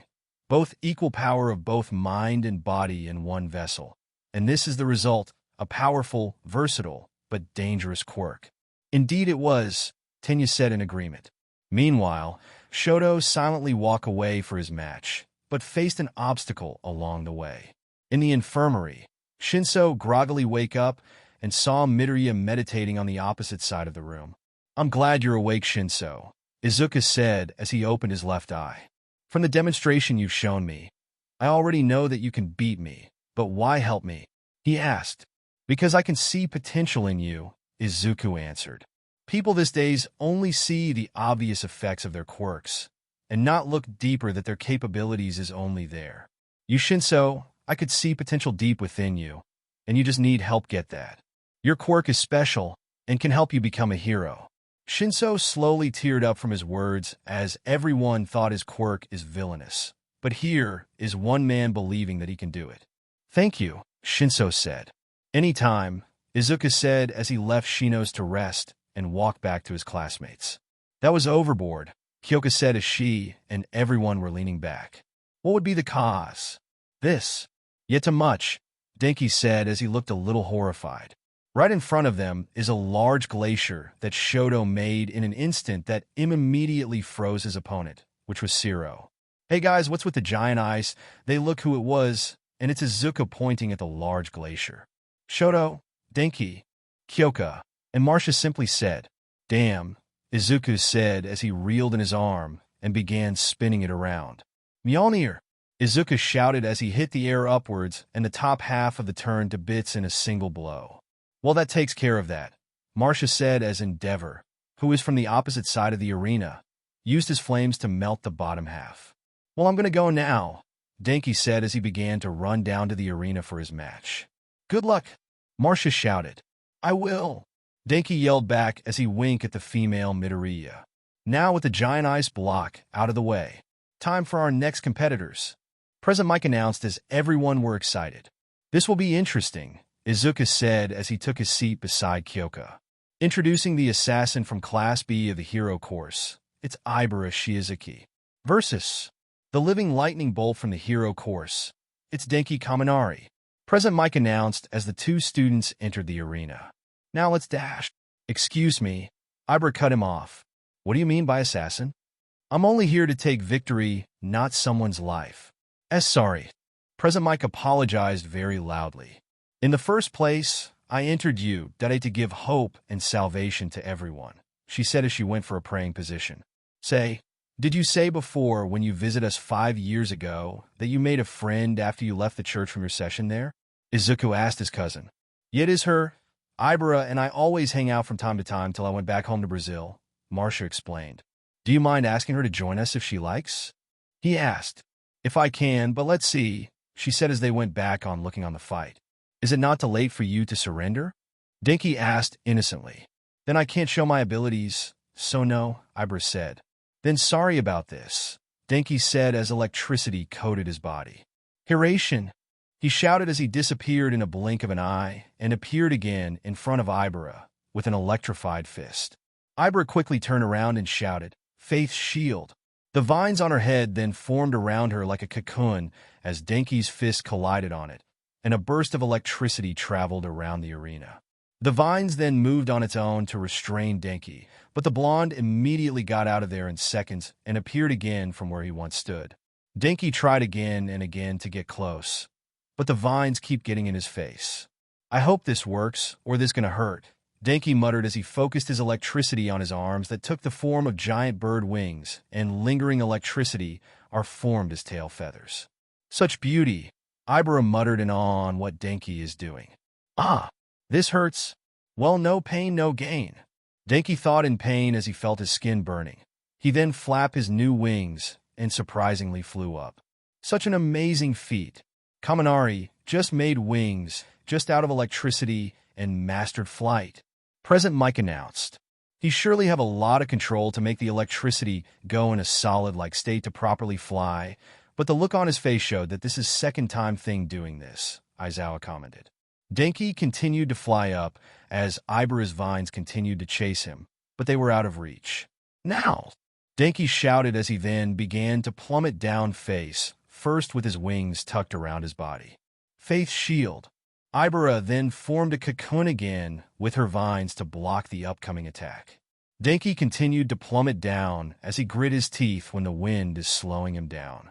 More speed, he thought as he focused more electricity as black lightning suddenly come out of his body, which made his wings more detailed. Then the electricity formed around his head and made a head of a hawk with piercing blue eyes along with his body that transformed more bird-like. Denki finally did it, Izuka said. What do you mean? Momo asked. Denki continuously trained to cover his body with electricity to the next level, Izuka said. He got this from his mother, Kyoka said. Miss Kaminari's quirk is energy manipulation, but his electricity came from his dad. And now he shows some of his potential, Izuka said as he kept descending. Almost there, Denki thought as he almost near the ground, but his body is getting burned. Now! He then spread his wings and flew straight to Ibera with maximum speed. Thunderhawk! Denki yelled as he rammed the shield with full force as it blinds everyone like a flashbang, and created a large dust cloud surrounds them. The dust cleared out and revealed a knocked-out Ibera, and Denki is still conscious, but his body of second-degree burns and is very exhausted. Ibera is unable to continue. Kaminari will advance to the next round. Midnight announced as a group of paramedics come in and put the two on stretchers and carry them to the clinic. Well done, Izuka said as he is so proud of his best friend. That's Den for you, Marcia said as she is also proud of him. They then watched the next matches as Ito won, by May intentionally step out for her to show her babies, which is very embarrassing, and Mina won by melting Yuga's belt and punched him hard, and now it is between Momo and Marcia. The two were now on the battlefield as they were waiting for midnight to start the match. Good luck, Marcia said. I would have said the same thing, Momo said. Begin! Marcia immediately put her hands on the ground as seeds, that she keep in her hair, dropped the floor, and a large root came out of the ground and is heading to Momo. Momo saw this and made a shield with her left hand and a spray bottle on her right. Marcia saw this and created more roots as Momo sprayed them, and the roots starts to decay. I really hate weed killers, Marcia muttered angrily as she ruffled her hair for more seeds to use. Now, Momo thought as she made a staff and charged to the distracted green head. Marcia noticed this and made more roots, but Momo avoided the large roots. When Momo is clear for an attack, a brown blur came out of Marcia's hair and began to scratch Momo's face. Ah! Momo screamed in pain as she pulled of the thing that scratched her face. It was a hoatzin, a native bird in the South Americans, but she noticed some fingers on its wings and knew that it is a chick. Go full huff! Marcia cheered for the little bird as she prepared her last act while it continued to attack Momo. Is that allowed? President Mike said. It's a part of her quirk, so yes, Aizawa said. I'll get off! Momo screamed in pain as the little bird continued to attack her. Fulha glared at her as its body began to increase in size as its talons grew longer. Its feathers turned to scales, and it grew sharp fangs. Oh, Momo muttered as she was white as a sheet and began to run away screaming with the transformed bird chasing her. How did it grow like that? Mina asked in shock along with everyone except Kyoka and Izuku as Denki is still in the infirmary to heal his burns. Marcia's pet bird has a quirk called Wyvern. It basically turned itself to the name of the creature that symbolizes it, Kyoka explained. That's cool, Ochako said as Tsuyu looked interested as well. Indeed, Ida said as he is very interested at the bird. Momo continued to scream and running around as Fulha is still chasing her. Suddenly a wall of roots appeared in front of her, and more appeared around her as she got nowhere to go but up. But luck isn't on her side as Fulha appeared on top of the wall. She clearly can't do anything, so she shouted, I forfeit. Yayarosa forfeits. Midoriya will advance to the next round.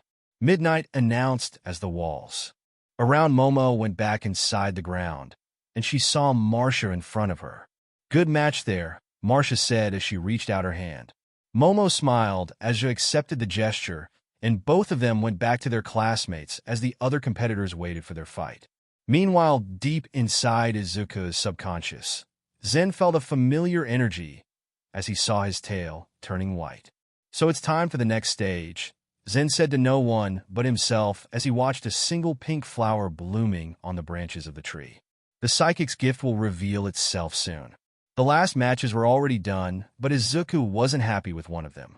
The first is the fight between Ejiro and Tetsu, and it was literally a mirror match. They continued fighting till the timer ran out, and Ejiro won by winning in an intense arm wrestling to advance. But the second one is what he hated, as it was between Uraraka and Katsuki. It wasn't Katsuki that made him mad. Izuku was kinda happy as his former childhood friend could see someone as an equal. But what made him mad is the heroes that judged Uraraka's performance in the fight that she was weak. They were cowards if he thought about it. Being a hero isn't all that easy, and they expect to be one and won't see a drop of blood in their career. Foolish. A spar can still be a fight. A competition can still be a fight where blood can still spill and pain to be felt. Izuku really wanted to yell at those heroes of their cowardice, but his homeroom teacher Aizawa beat him to it, which he smiled when he saw those heroes feel ashamed. But he needs to focus to the goal in mind, his battle between him and Shoto. He already walked down to the battlefield along with the bicolored teen as he felt Shoto having trouble thinking. Shoto, remember, clear your mind, Izuku said as Shoto could only nod. Begin. Shoto focused his quirk to what he had learned and made icicles from thin air and fired them at Izuku. Izuku slammed his fist on the ground, and with the help of his telekinesis, a stone wall appeared in front of him and blocked the incoming attack. Shoto then backed away as he simply touched the ground, and it immediately got covered in ice along with Izuku's feet. Izuku simply raised his feet to free them and starts to float as he reeled in his fist and shouted, "Lord More!" He then punched the air as it launched an area of pressurized air like a cannon, which is coming right at Shoto. The bicolored teen immediately made a wall of ice in front of him, which took the blast that intended to launch him away. Suddenly, Izuku appeared in front of Shoto's wall with his fist ready to punch the wall to pieces. Dragon Fist. Shoto then saw an image of a dragon appeared behind Izuku as the green-haired teen punched the wall to bits. Shoto then thought of using one of the things he saw from the memories he saw. Frozen Tundra. The air circled around him as Izuku quickly backed off when the temperature quickly drops. That is what Shoto needed as he forced the wind away from him as the whole battlefield got covered in frost and ice. The ice and frost then began to crack open, and grass made of the same material sprout out of it. Nordspit. He raised his arm upward as the icy grass then stood straight as they grew upwards by waist height. Now that's cold. Can Midoriya get out of it? Present Mike announced. Izuku quickly jumped away as he kept himself airborne by kicking the air. Giant's armor. Shoto then stomped the ground as his body is covered by this layers of ice which made his body look blurry. What's this? Todoroki covered himself in his own ice. Present Mike announced. Izuku saw this as an opportunity to attack by launching himself heads first. Midoriya is coming in hot. What can Todoroki do? The crowd began to feel excitement from this. The ice around Todoroki suddenly began to crack as the temperature dropped more. As Izuku is halfway there, the ice blew outwards as Izuku got blown away by it and got hit by stray ice chunks, so Izuku used his telekinesis to make a wall behind him, so he can't go out the area. What just happened? Present Mike announced as they looked where Shoto was. There where he once stood is him in Viking armor made of ice and a large broadsword made of the same material. Unbelievable, folks. Todoroki used his quirk to make a suit of armor and a sword. Present Mike announced. It is possible as he can make ice, but shaping it to your need is a great achievement, Aizawa said as he is quite impressed. You're not serious enough, Shoto, Izuku said as kick away the spike of ice for a safe place to stand. Let's keep this up for now, Shoto said as he slid along the ice for mobility. Then let's go. Armor. Izuku's muscles then tightened and his shirt got ripped off again as his body is ready for round 2. Rapier. Izuku then charged with his hand in a knife hand. Shoto brought his icy sword over his shoulder and brought it down to block Izuku's attack, and didn't break. He then swung his blade upwards, but Izuku tilted away from the attack. Iron Spike.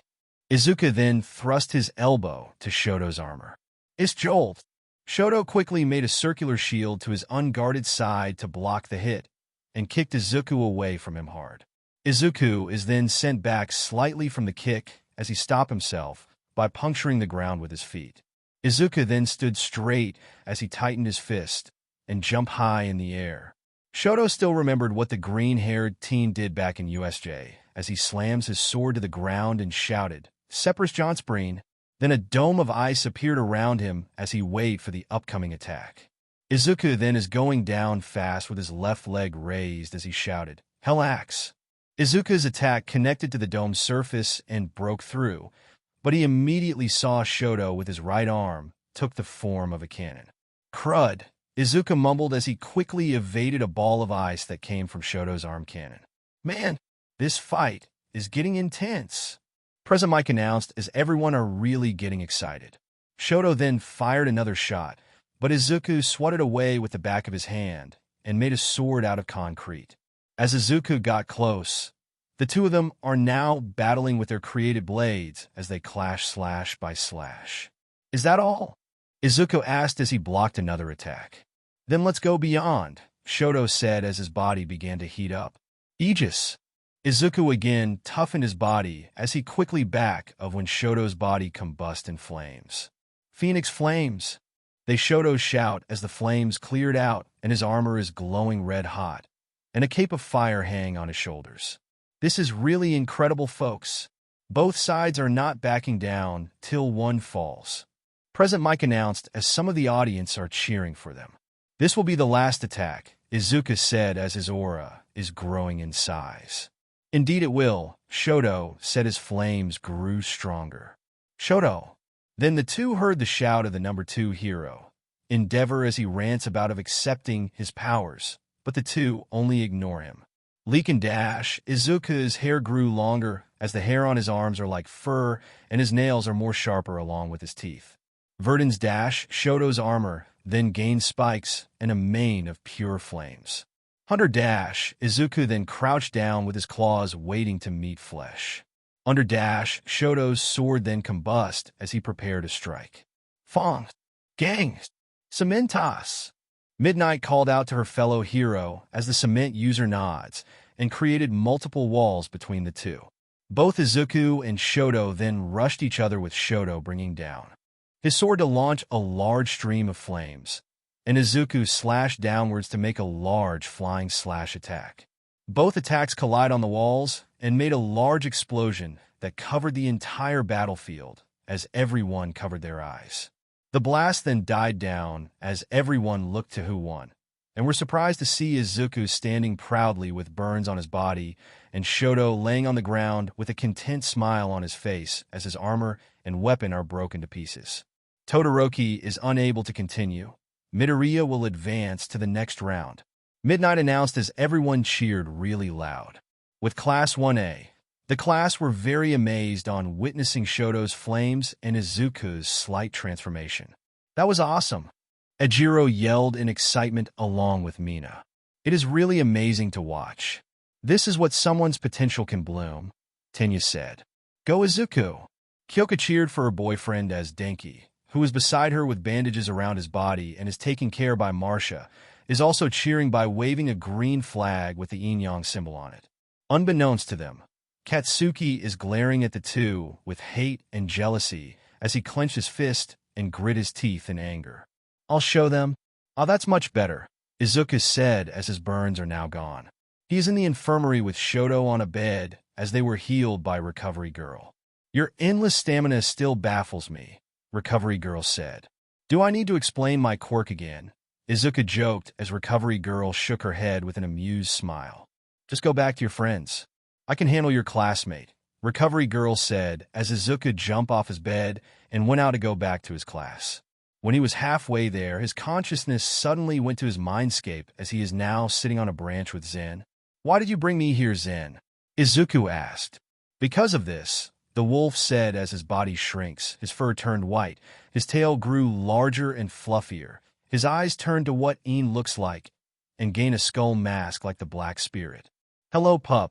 His voice now sounds more feminine. "Whoa," Izuku said in amazement. "It is nice to finally meet you, pup."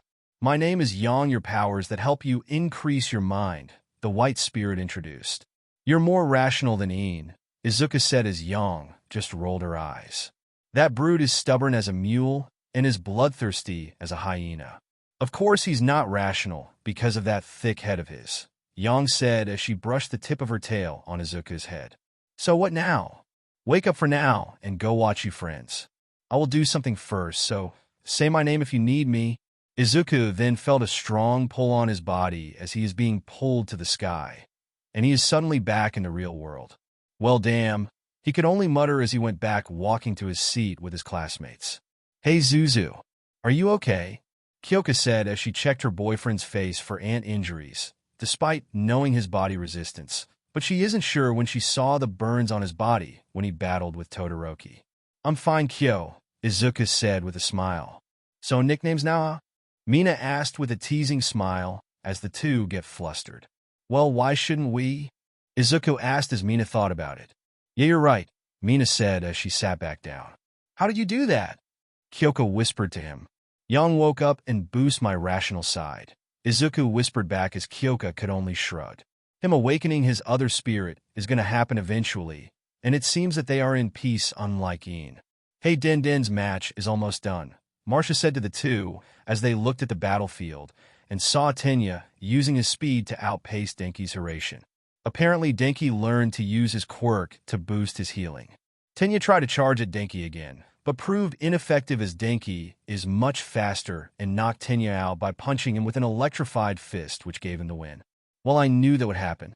There's nothing more faster than light, Izuku said as he heard the crowd cheer. Indeed, Momo agreed with him. Well, my match is next, so see you guys, Marcia said as she and Mina quickly ran to the locker rooms. Well, ain't she excited, Izuku said as they waited for the next round. It took an hour for Marcia and Mina's round to start as they now stood on the battlefield for the match to begin. May the best woman win, Mina said. Yeah, let's, Marcia said as she hand-combed her hair as her pet Hoatsun moved inside it. Begin. Mina then fired acid from her hands as Marcia quickly evaded it by jumping back and motioned her left hand forward as giant roots came out of the ground and hit her heading to Mina. The pink girl then fired more acid to melt away the incoming roots and began to move in. Folha! Marcia called out as her pet Hoatsun came out of her hair and it immediately transformed to its wyvern form. Mina didn't stop moving as she tried to stop the roots by shooting as much acid as she can. That was the wrong move as the roots were much tougher, and it quickly wrapped her body. Mina tried to melt the roots, but when Folho appeared in front of her snarling, she knew that she lost. I forfeit, Mina called out as Marcia let the roots go back underground, and Folha go back to its normal form and went back to its perch on Marcia's hair. Ashido is unable to continue. Midoriya will advance to the next round. Midnight announced as the paramedics carried the two girls away for any injuries that they might see. Marcia's classmates, except Katsuki, cheered for her victory as Izuku and Denki gave the loudest. Way to go, Marcia! Izuku cheered as Kyoka clapped along. Yeah, Marcia! Denki cheered till he cringed in pain since he can't fully heal himself.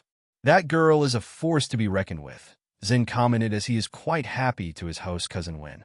Yes, she is, but there is still more to come, Izuku said as he looked upon the sky.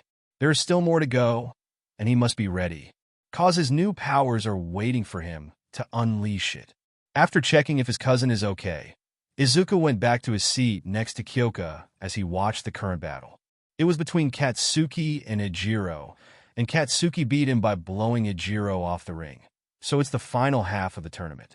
But before that, Izuku went to his subconscious to see Yang there sleeping. Hey Yang! Izuku called out as the white spirit slowly woke up and yawned. What do you need, pup?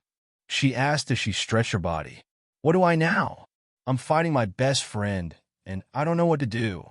Izuku asked as his next fight is between him and Denki. You are clearly troubled, but you still must fight him. I mean, it's just a competition, right? Even if he loses, he will either third or fourth. So all of you have to do is have fun, Yang said as Izuku felt kind of relief.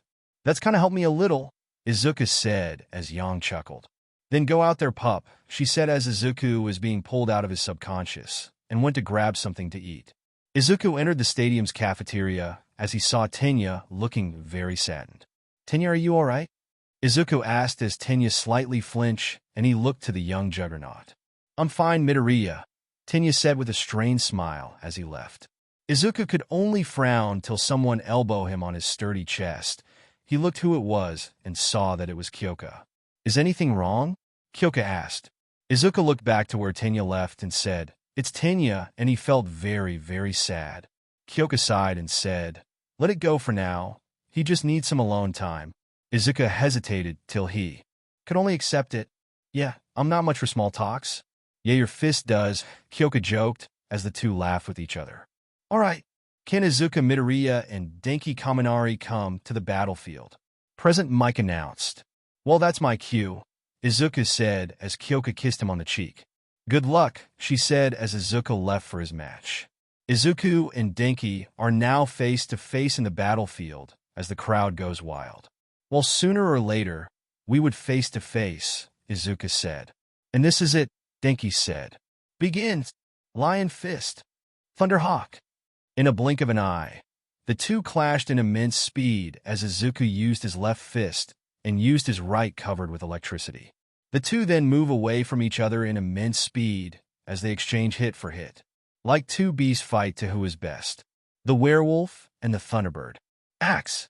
Izuku jumped to the air and went for the axe kick. Lightning hammer. Denki brought his fist covered with electricity to the air, and the two collide as they got sent back by the edge of the arena. Izuku quickly ran forward in a Naruto fashion as he focused his strength to his arms. Denki also ran forward with electricity covering his body. Lance! Izuku then thrust his fist forward and ran faster, but Denki quickly saw this and jumped to the air and raised his right leg. Talon Storm! He then started to drop down to deliver an axe kick of his own. Izuku quickly crossed his arms to take all of the damage and push him away. Denki quickly adjusted himself as stray electricity went to the air. Lightning missiles. Denki then fired 10 bullets of electricity from his fingertips as they head straight to Izuku. The green-haired teen quickly backed off as he gracefully dodged them with ease and kicked a chunk of concrete at Denki. Quick bolt. Denki cauterized the incoming block with his left hand in half and ran forward with the same hand ready to strike Izuku. Heavy impact. Izuku also charged with his fist reeled back and covered with his aura. The two then struck each other as both of them went past one another. Izuku felt something cold and saw a small blood wound on his right hip. You've outran me that time and even gave me a cut," Izuku said as everyone looked in shock. "Someone has managed to cut him," President Mike announced. Kaminari used his advantage in speed when he saw Midoriya go to a more heavy attack and struck at the moment when Midoriya's guard is down. Aizawa said calmly as he ignored the clamoring below. The two friends continued fighting with each other as Denki used pure speed and Izuku on brute force. Aura. Izuku then brought a heavy haymaker, but he completely missed. Dura. Denki strikes were very swift and fast, that is fast enough to blur and damages Izuku in every point. Een. Then Black Spirit came out to assist his host as Een charged like a wild beast. Dynamic Bolt. Denki then covered his left arm with electricity and punched the ground to make a stream of electricity heading to the two. "Come here, little human," Een shouted as he charged in like a beast and took the hit. Denki immediately retreated as he made a ball of electricity in his hand that is constantly spinning, and quickly used his Hiraishin and struck Een with the sphere while shouting, "Rasenarashi!" Gah! Een shouted in pain as he felt the sphere grinding him, but quickly smacked Denki off of him. Missile. The blonde teen then looked up to see Izuku going for a headbutt in the air. Denki quickly stepped back to avoid the incoming human missile as Izuku crashed in front of him and tried to shock him again. Lariat. Out of nowhere, Een clotheslined Denki from behind and knocked the blonde down. Chisel. Izuku was suddenly above his down body and brought down a karate chop on his back. Ah! Denki screamed in pain as he quickly spun his body around and kicked Izuku off him. Rah! Een then tried to hit Denki again with a sucker punch, but the blonde teen quickly blinked out of the way.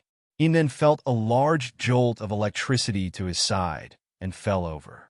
With him being unconscious, the black spirit returned to Izuku's body.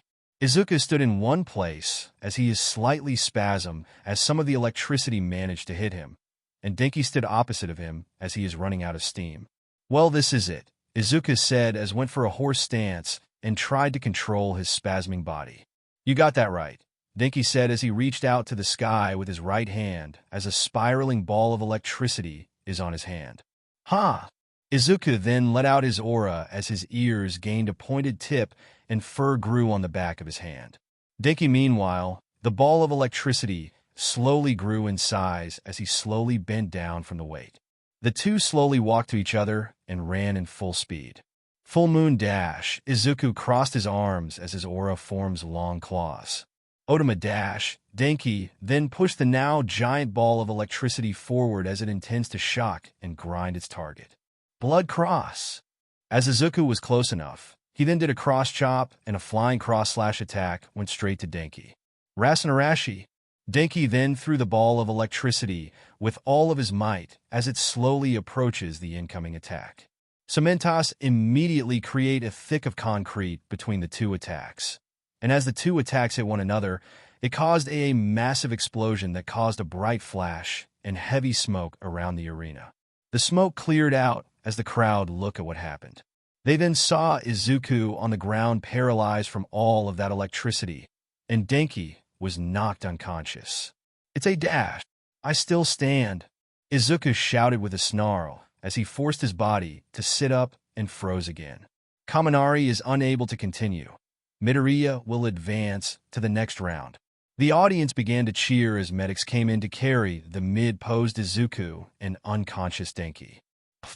Ochako sputtered as she contained her laughter as she saw how ridiculous Izuku was in his paralyzed state.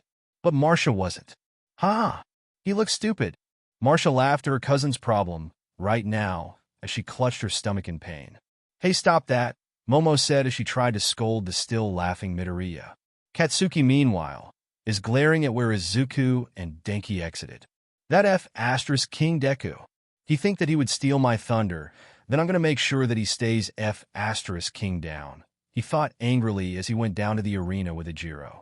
Crack! "Oh yeah," Izuku shouted in pleasure as he felt his body being free from the paralysis. He's in the nurse's office again with Denki resting. Recovery girl bonked him on the head as she said, "Don't make a sound like that again. It's disturbing." "Sorry," Izuku said sheepishly as he saw Denki sleeping peacefully with drool trailing down his mouth. "Don't worry about him. He will be taking care of his injuries and will be in time to watch the next match," Recovery girl assured as she pushed Izuku out of the room. As Izuku is finally outside, he noticed Kyoka standing in front of him with a neutral look. Izuku looked nervous and said, "Is anything wrong?" Kyoka continued looking at him till she grabbed him on the ear and screamed, "What were the both of you thinking? Doing those attacks willy-nilly? You could even make all of your property damage more bigger." "Oh, stop!" Izuku whined as Kyoka tightened her grip on his poor ear. "You should thought of that when you start breaking more," Kyoka shouted as she began to calm down and hug Izuku. "I just don't want you to be mistreated by your actions." Izuku could only sigh with a smile as he returned the hug. "You don't have to worry about me getting into. I know the consequences of everything I have done to some buildings that I unintentionally broke, and I know that I need to hold back my strength," Izuku assured. "You know why I said this to you now?" Kyoka said as Izuku frowned. He knew what she meant. The next match is between Katsuki and Ejiro, and he knew the bombastic blonde will win, and he would battle his former childhood friend. "Just promise me to hold back," Kyoka asked. "I promise. I might not even use my fist for this," Izuku said as Kyoka looked at him in confusion. "Then what will you use?" she asked as the both of them heard cheering from outside, and Izuku looked where it was and said, "Rather than brawn, I will use my mind." Izuku is currently in the locker room waiting for the next match as he tightens the wrappings on his limbs. He kept thinking of his final match with his former childhood friend as he frowned from two outcomes he would think. If he wins, Katsuki would certainly hold a grudge, but even if he lose, which is impossible, Katsuki would still try to best him in other ways that he had done. He knew that there aren't any other choice to have a positive outcome. The damn blonde is too stubborn to accept any loss. The sound of ringing snapped him out of his musing as he looked beside him to see his phone ringing. He picked up and answered, "Hello, big brother." The voice of his adopted sister Eri called out to him, which made him smile. "Hey Eri," Izuku said. "Hi dear." It was then his mother's voice calling him. "Hey mom, why are the of you calling me?" Izuku asked. It was silent for a second till Inko spoke. "It's your relationship with Katsuki." Izuku slightly frowns. "I still not hate him, mom, but if he pushes me enough in the tournament, he might get some scars." I know, but please hold back. Target his pride, not his body." "I will, mom. I will." He then stood up as he went straight to the battlefield for the final match. This will decide the future of his relationship with his former friend. The crowd are screaming with excitement and anxiety as they waited for the final match to start. "Are you guys ready?" Present Mike announced as everyone yelled in contained glee. "Then let's us welcome our final fighters. They have come far to this very point with blood, sweat, and tears. They will go to the big games to show there to this very day." "Cut it short, Mike," Aizawa said with a bored look. "Well, excited much, but what are we waiting for? Let's get ready to rumble." The crowd began to cheer more. On the left is Kid with a temper, the beast that craved destruction and destroyer of the tournament. But Kago, Katsuki then came out as he has a manic smile on his face. On the right is the king of the fist, the little giant, and the unbreakable juggernaut, Midoriya. Izuku also came out with a serious look on his face. The two former friends look at each other as Katsuki look at Izuku as prey, but the green-haired boy didn't mind. "You ready to lose?" Katsuki taunted. "I don't know what you're talking about," Izuku said as Katsuki could only look murderously. "Begins." Katsuki started things off with a large blast as instead of dodging, Izuku used his telekinesis and made a wall of concrete in front of him. Katsuki then blasted his way forward when Izuku let the wall down, but the green-haired teen put his hands on the ground and a pillar of earth rose under him. Katsuki stopped as he blasted the pillar to let it fall over as Izuku made a floating platform with the broken pillar. The blonde kept chasing him by blasting himself up as Izuku tried to outmaneuver him. In the Midoriya residence, Inko and Eri were watching the fight with worry as they saw Izuku keep evading with his telekinesis. He might have a strong body, but he has the same mind of a human being, so that means instead of his body, his mind took the strain. "Is Izuku going to be okay?" Eri asked her adoptive mother. "He might, sweetie," Inko assured, but she was worried as well. "Stone dozer." Izuku then waved his hands forward for a wave of stones, overshadowing Katsuki, but the blonde completely destroyed it by blasting it away. "Die already!" Katsuki shouted angrily as he blasted himself forward. "Not a chance!" Izuku shouted back as he now used his telekinesis to float away from the charging blonde. "Mind whip!" Then a translucent whip made of energy formed on Izuku's hand as he grabbed one of Katsuki's hands to change his direction. "Mind array!" Then balls of pure psychic energy appeared beside him and fired at Katsuki, but the blonde fired a powerful blast that destroyed them. But Izuku easily countered it by making 3 layers of concrete in front of the blast. "Just stay down, Deku!" Kakashi roared in anger as he unleashed another powerful explosion. "Like hell!" Izuku then slammed his fist on the ground as a giant thick wall blocked the attack completely. "Why is he still holding back?" Marcia asked. "What mean?" Ochako asked. "She means why Midoriya isn't finishing this quickly," Shoto said. "Because he's trying to mend a broken bond," Denki said as everyone looked at them. "What do you mean?" Momo asked. "We were old friends, you might say. Me, Izuku, Kyoka, and Bakugo and I were friends since we were kids. But since before Izuku got his quirk, everyone basically harassed Izuku with Bakugo being his worst tormentor," Denki explained. "That's terrible," Momo said with the others agreeing. Since Zuzu got his quirk, everyone's view of him quickly changed. They immediately praised and talked to him like nothing happened. But Izuku knew why and ignored them all. But Bakugo wasn't and wanted to push Zuzu off and stand over him, Kyoka said. And Izuku was trying to fix their already broken friendship, Denki said as everyone looked back to the arena. "Come on then, Izuku shouted as he launched boulders at Katsuki as the blonde tried to blast them away, but the shrapnels hit him. "Just go die already, you nerd!" The blonde shouted as he ignored the pain and tried to blast Izuku again, but the green-haired boy easily diverted his trajectory. Izuku then kicked the ground for a spray of concrete dust that hits Katsuki's eyes as he screamed in pain. Izuku then rose a pillar of stone below the blonde as Izuku launched him to the air for an easy stone bullet shot. But Katsuki quickly recovered and blasted himself away from the attack and fired multiple blasts that easily blocked by more walls. "Come on, kid!" Kamui Woods cheered as he watched the fight from the outside along with Mount Lady, as they knew he would win with no trouble. "I see now why," Death Arms muttered as he watched the green juggernaut evading and blocking each attack with ease and calmness. "That kid is going big." As the battle continued on, Katsuki is getting tired of continuing, but Izuku wasn't even close to exhaustion, as not even a single sweat on his face. "Give up now. You can't even continue," Izuku said as Katsuki looked at him angrily. "Are you looking down on me?" He snarled. "I'm not. You are clearly exhausted. You think you're better than me, Deku. I'll show you." Katsuki then thrust his hands forward as his palms began to spark.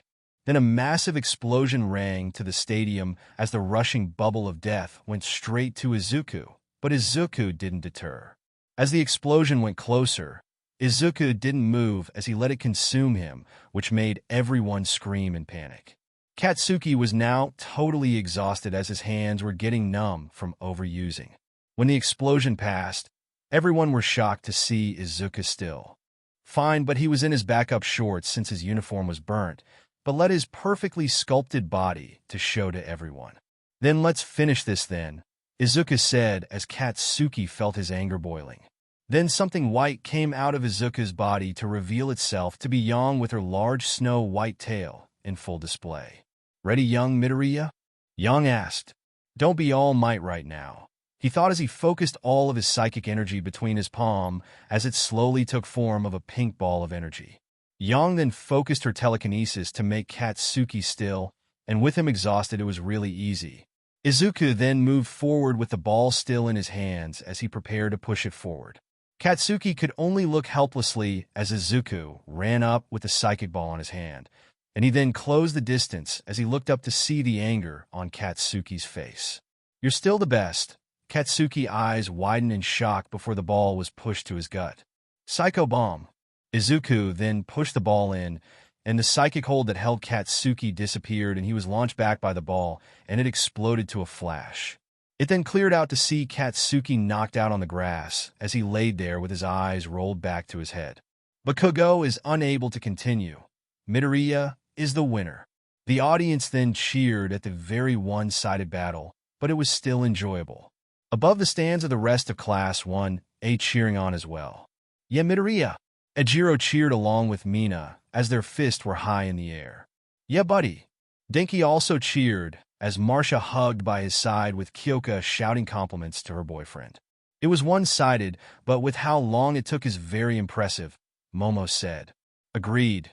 Though I hate seeing Bakugo going around like a rabid beast, but I do compliment him of surviving without the proper knowledge of Midoriya's strength," Tenya agreed. "Indeed it was," Shoto did as well. "Now that's quite long to survive with a one-hitting kid like Midoriya, but that was amazing to see," President Mike announced. "I think he's really just stubborn to admit defeat, but I do agree that he is quite powerful in some terms," Aizawa said as he was quite impressed by the wild blonde's determination. "Yeah, Big Brother won." Eri cheered along with Inko as she cried tears of joy. "Good job, my baby boy," Inko said as she sniffed a little. Hours later in the stadium, Izuku stood on the top podium with Katsuki on his right with his arms crossed as he mutters curses because of his defeat, and on his left on the lowest are Denki and Shoto standing by each other with smiles on their faces. Izuku took a deep breath and released it as he let the attention wash past him, and midnight began the announcement. "Now we will award the medals. The presentation of the medals, of course, will be presented by this man Dash." Ha ha ha ha ha. Everyone were familiar of the booming laughter as they quickly look around before seeing a large shadow. So they look up and saw All Might standing on top of the stadium with the sun illuminating behind him. Then, with a quick dash, All Might jumped off the stadium, flipping in the air while they cheered before executing a perfect landing right in front of the podium. "I have brought the medals here. Our very own hero, All Might." Silence. "Sorry I talked over you," Midnight apologized in embarrassment as she clasped her hands together.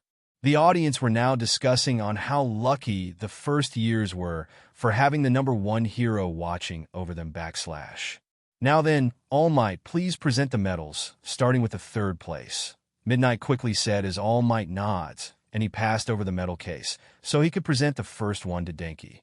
"Young Kaminari, congratulations. You did an excellent job working your way here with your power and quirk. However, don't recklessly use your quirk or abuse it since it might actually hurt you, so you must strengthen your body so it can handle your quirk better. Maybe do it later, thou," All Might advised as he put the bronze medal around Denki's neck and gave the young teen a gentle hug. "Thanks," Denki then smiled. "I could have not done it while my friends and family backing me up when I need them the most." All Might nods as he feels proud for the younger blonde, and he then looks at Shoto as he presents the other bronze medal. "Young Todoroki, congratulations. I assume that there was a reason that you never used your left side," All Might asked in a gentle manner. Todoroki then replied with a thoughtful expression. "If it wasn't for Midoriya, I couldn't use it because of the bad memories I got before, but he showed me that my flames are mine and mine alone, as it is my body after all. I wanted to be a hero like you, but I didn't think it would be right for me to be the only one to break away." He then looked at All Might straight to the eyes and continued in his usual expression. "There is something I must settle." All Might nodded in approval and said, "The look on your face is completely different from before," he stated as he gave Shoto a hug. "I won't ask for details. I'm sure that you will be able to do what you need to do," he said in understanding as he gave a few pats on Shoto's back. "Yes," Shoto responded while All Might let go of him as he gave a look of approval to Shoto. All Might then walked to a salty Katsuki as he presented the silver medal. "Young Bakugo, congratulations." He then put the medal on the grumbling blonde's neck. "Like everyone here, you showed great skill. But never forget that there is always room to improve. Keep that in mind, and I'm sure you'll go far." He then hugged Katsuki, and after the two separates, Katsuki gave a firm nod as he looked at the medal with a serious expression. All Might then approached the young Juggernaut and presented the gold medal. "Young Midoriya, congratulations," he stated as a change to the world, "and I am without a doubt that you earned this." Izuku smiled and nodded as he was grateful to hear that from his idol. All Might then turned to the rest of the students. "Well, they were the winners this time," he stated as he got everyone's attention. "But listen here, anyone here could have ended up on those podiums," he declared proudly as he points to the sky. "So, I have one more thing to say." Everyone then were now hype on what he's going to say. "Everyone, please say it with me," he requested as everyone were excited as they knew what to say. "Ready, go." But next was not everyone is expecting. "Thanks for your hard work, /plus ultra." Everyone then booed at the #1 hero as said hero tried to defend himself from being embarrassed, but it didn't help that Izuku and Marsha were laughing at him as their laughter was contagious and made the other students laugh. Izuku then stopped as he looked to the sky, then to his hands as he felt proud to his accomplishments as this is another step to change the world, but he's not the only one. Thank you for joining us on this journey through What If Deku Had Body Manipulation Quirk. We hope you found it as captivating as we did.